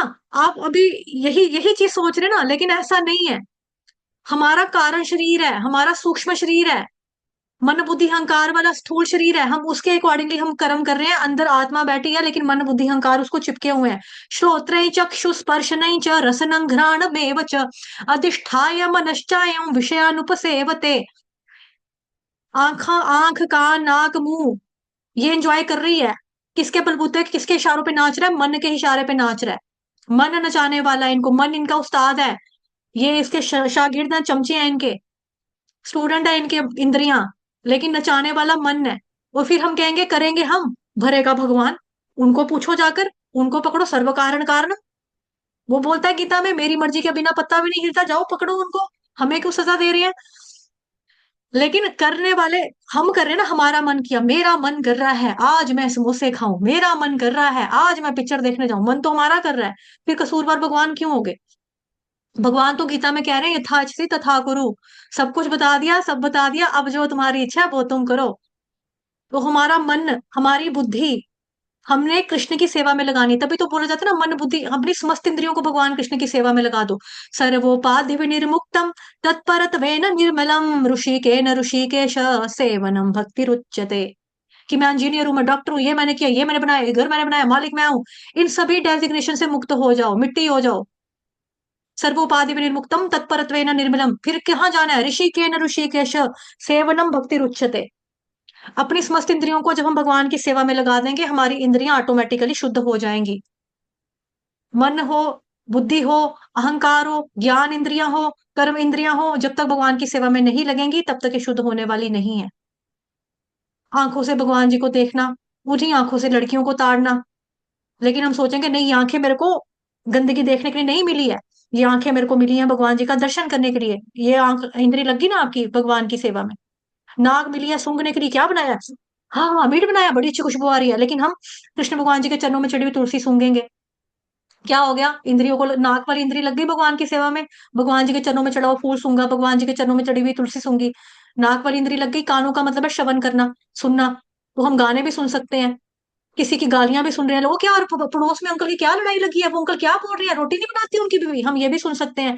लेकिन हमारे कानों को हम देंगे हरि कथा श्रवण, हरे कृष्ण कृष्ण कृष्ण हरे हरे, हरे राम राम राम हरे, भगवान की लीलाएं कथाएं उनका श्रवण करना, हरे कृष्ण महामंत्र मुंह से बोलना, कान से सुनना, चेतो दर्पण मार्जनम, ऐसे ही होगा। बताया था ना मैंने कि जो चेतो दर्पण मार्जनम है वो ऐसे नहीं होगा। जब जैसे शीशा है, शीशा गंदा है, शीशे में मैंने शक्ल देखी, शीशा बुरा लग रहा है, मतलब फोटो मेरी साफ नहीं आ रही, तो मैं क्या करूंगी, कपड़ा लेके साफ करूंगी। जब तक मैं कपड़ा लेके रगड़ के साफ नहीं करूंगी, शीशा साफ नहीं होगा, मेरी शक्ल मुझे साफ नजर नहीं आएगी। उसी तरह से चेतो दर्पण मार्जनम करने के लिए जो भी मैं क्रिया कर रहा हूँ भगवान जी से रिलेटेड, चाहे वो हरे कृष्ण महामंत्र का जप ही क्यों ना हो, जब तक वो मेरा नाम, मेरा जप, मेरा मन भगवान कृष्ण के साथ जाके टकराएगा नहीं, भगवान कृष्ण में मेरा मन लगेगा नहीं, तक मैं कैसे बोल सकती हूँ कि मेरा मन जो है वो शुद्ध हो गया, चेतो दर्पण मार्जनम नहीं होगा। जब तक कपड़ा ऐसे करके शीशा साफ नहीं होगा, उसी तरह से मन का हमारा छूना होगा कृष्ण के साथ, तभी करके मार्जन होगा। श्रवण इंद्रिय होगी, होठ, होठ का काम है बोलना, ये कुछ भी बोल सकता है, उल जलूल बातें भी कर सकता है, खाना भी खा सकता है ऊट पटांग, लेकिन इसको लगाओ भगवान जी का प्रसाद पाने के लिए, इसको लगाओ भगवान जी का नाम जपने के लिए, इसको लगाओ भगवान जी के बारे में चर्चा करने के लिए, भजन करने के लिए, कीर्तन करने के लिए, कथा बोलने के लिए। तो होठ वाली इंद्री भी लगी ना, जीभ, जीभ मतलब जीभ भी लगी ना भगवान जी की सेवा में। इस तरह से हमें अपनी प्रत्येक इंद्रियों को भगवान जी की सेवा में लगाना है। टांगे जो है हमारी फिल्म देखने भी जा रही है, क्लब में भी जा रही है, थिएटर में भी जा रही है, हमने टांगों को लगाना है भगवान जी की मंदिर में जाने के लिए। हाथ हमारे गंदे मंदे काम करने के लिए भी लग रहे हैं, हाथों का काम है मतलब कुछ छूने को मिल जाए, नरम नरम गुदगुदा, हमें मजा आ जाए, सॉफ्ट टॉय हो हमारे पास, कोई टेडी बियर हो, कितना अच्छा लगे, लेकिन हम अपने हाथों को लगाएंगे अर्च विग्रह का श्रृंगार करने के लिए, भगवान जी की सेवा करने के लिए, भगवान जी के लिए भोग बनाने के लिए, उनको भोग लगाने के लिए। तो अपने हाथों का इस्तेमाल, ज्ञान इंद्रियां कर्म इंद्रियां इस तरह से हमारी लग रही हैं। मन को जब तक हमारा मन नहीं लगेगा, बुद्धि को लगाओ कि बुद्धि भगवान की सेवा में लग, भगवान के बारे में कर। अहंकार भी दो है, पॉजिटिव अहंकार, नेगेटिव अहंकार। पॉजिटिव अहंकार और नेगेटिव अहंकार, मैं सोनू हूँ, ये मेरा घर है, मैं घर की मालकिन हूँ, वो फॉर्च्यूनर गाड़ी मेरी खड़ी है, मैं उस गाड़ी की मालकिन हूँ, ये मेरा पति है, वो मेरे बच्चे हैं, वो मेरे पापा हैं, वो मेरे ससुर हैं, मैं एक ऑफिसर हूँ, मैं आर्मी ऑफिसर हूँ, मैं मेरा ये रैंक है इंडियन आर्मी में, मैं इस कुर्सी पे बैठती हूँ। ऐसे ऐसे करके ये क्या हो गया, नेगेटिव वाला अहंकार। हमें क्या चाहिए, पॉजिटिव वाला अहंकार। मैं कौन हूँ, भगवान जी का दास। मैं कौन हूँ, मैं शरीर नहीं हूं, मैं आत्मा हूँ। मेरा धर्म क्या है, जीवेर स्वरूप कृष्णेर नित्य दास। ये हो गया आपका पॉजिटिव वाला अहंकार। तो हर चीज है, चाहे वो ज्ञान इंद्री ले लो, चाहे वो कर्म इंद्री ले लो, उसको लगाना तो कृष्ण की सेवा में ही अल्टीमेट। जब वो लगेगी तो ही आप उस नारियल की तरह मन बुद्धि अहंकार से मुक्त हो पाओगे और भगवत धाम में जा पाओगे, अदरवाइज मुश्किल है। तभी भगवान ने कहा सब कुछ बता दिया, यथा इच्छसि तथा कुरु। अब जो तुम्हें जो करना है वो तुम करो, मैंने तुमको सारा ज्ञान दे दिया। तो अब हमें क्या करना है, भगवत गीता का सुन लिया, वापस से भगवत गीता शुरू किया, वापस से सुनने के लिए आओ, भागवतम में आप पढ़ रहे हो, प्रैक्टिकली आपको कहाँ कहाँ भक्ति में रुकावट प्रॉब्लम आ रही है, उसके लिए प्रभु जी भी बैठे हैं आपकी सेवा करने के लिए, मैं भी सेवा करने के लिए बैठी हुई हूँ। और भी टीचर जहां से आप भक्ति शास्त्री कर रहे हो उनसे भी आप लो, ज्ञान अर्जित करो। उसके बाद क्या करना है, आपको प्रैक्टिस तो आप ही को करनी है ना। टीचर ने आपको बता दिया बेटा डॉक्टर बनना है, सुबह उठना 4 बजे, ये वाला लेसन रिवाइज करना, यही आएगा मल्टीपल चॉइस क्वेश्चन में से 5 क्वेश्चन इसमें से आएंगे, पेपर क्रैक करना है तो यही होगा। पढ़ना तो बच्चे ने है ना, टीचर मम्मी पापा ने स्कूल से घर में भेज दिया, ट्यूशन टीचर लगा के दे दिया, पढ़ना तो बच्चे ने है ना। जब तक वो अपनी बुद्धि नहीं लगाएगा, भगवान गीता में कहता है मयि अर्पित मनो बुद्धिर, मेरे अंदर अपनी बुद्धि भी लगा, मन भी लगा, आत्मा भी लगा। लेकिन हमारा क्या, मन मना भव मद भक्तो मद्या जिमाम नमस्कुरु। भगवान कह रहे हैं मुझे नमस्कार करो, मेरी पूजा करो, लेकिन हमारा मन मना कर देता लगने से। फिर हम ही प्रॉब्लम होती है, हम ही फेल हो रहे हैं। भगवान की तो कोई गलती नहीं ना उसमें, वो तो सब कुछ बता रहे हैं, वो तो बैठे बेचारे देने के लिए, वो तो कह रहे हैं आंखें हाथ खोल के आओ, आओ बच्चों आ जाओ, मैं तुम्हारा इंतजार करूँ। हम ही कह रहे हैं नहीं, हम यहाँ पे ठीक है, यहाँ पे मुझे आइसक्रीम मिलती है, भौतिक संसार में मेरे को चॉकलेट लेके देते हैं मेरे पापा, मैंने रोज खाना है, मैंने नहीं आना। हम ही ऐसे कर रहे हैं ना, भगवान तो बुला रहे हैं। समझ में आ रहा है प्रभु जी। और प्रभु जी एक दो प्रचारक जो हैं जिसका आपने नाम लिया कि वो कह रहे हैं भगवान एंजॉय करने वाले नहीं है। एक तो मैं आपको फ्यूचर के लिए बताऊं कि इस तरह से कभी भी किसी प्रचारक का किसी भी कथावाचक का प्रचारक का नाम कक्षा में नहीं लेकर बताना कि उन्होंने गलत उत्तर दिया, ठीक है, या किसी की तरफ से आपको सही उत्तर मिला। ये अच्छी चीज नहीं होती है, हमारे अपने लिए अच्छी नहीं होती है, क्योंकि इससे क्या होता है कि हमें कहीं ना कहीं वैष्णव अपराध लगता है।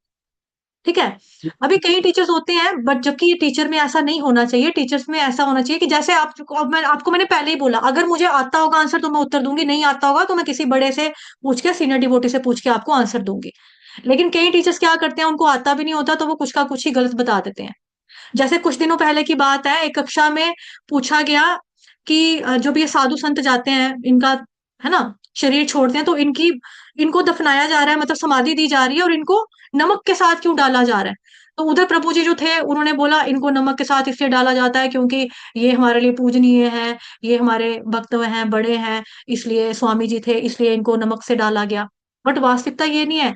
नमक से डाला जाता है प्रिजर्व करने के लिए बॉडी को, ताकि वो शरीर खराब ना हो, बच के रहे और उसको कीड़ा कूड़ा ना लगे, और हम रोज उनके समाधि में जाकर जय करने वाले हैं। और साइंटिफिक तरीका भी होता है, तो जरूरी नहीं होता हर प्रचारक को, हर कथावाचक को हर एक आंसर पर्टिकुलर पता हो। लेकिन अच्छा टीचर, अच्छा प्रचारक वो होता है अगर उसको पता है उत्तर दे, अगर नहीं पता तो बोले मैं किसी बड़े से पूछ के, सीनियर डिवोटी से पूछ के, गुरु महाराज जी से पूछ के बताऊंगा, मुझे आंसर नहीं आता, सॉरी। ये अच्छा टीचर, ये नलायक बिल्कुल नहीं है। नलायक कौन होता है, जो गलत उत्तर दे देता है, वो नलायक होता है। ठीक है प्रभु जी। तो हमें वैष्णव अपराध से भी बचना है। और आपको सारी चीजें देखो, मैंने शॉर्ट में सब कुछ आपको रिवीजन रिवीजन करवा दी ना अभी माइंड में, तो आपको पता लग गया अभी क्या है। ठीक है। ओके प्रभु जी। और बहुत लेट हो गया, प्रभु जी को मैंने बुलाया था कब से। और हरे कृष्ण प्रभु जी, पंचांग प्रणाम जी प्रभु जी। सभी अपना कैमरा ऑन कर लेंगे एक्टिविटी के लिए।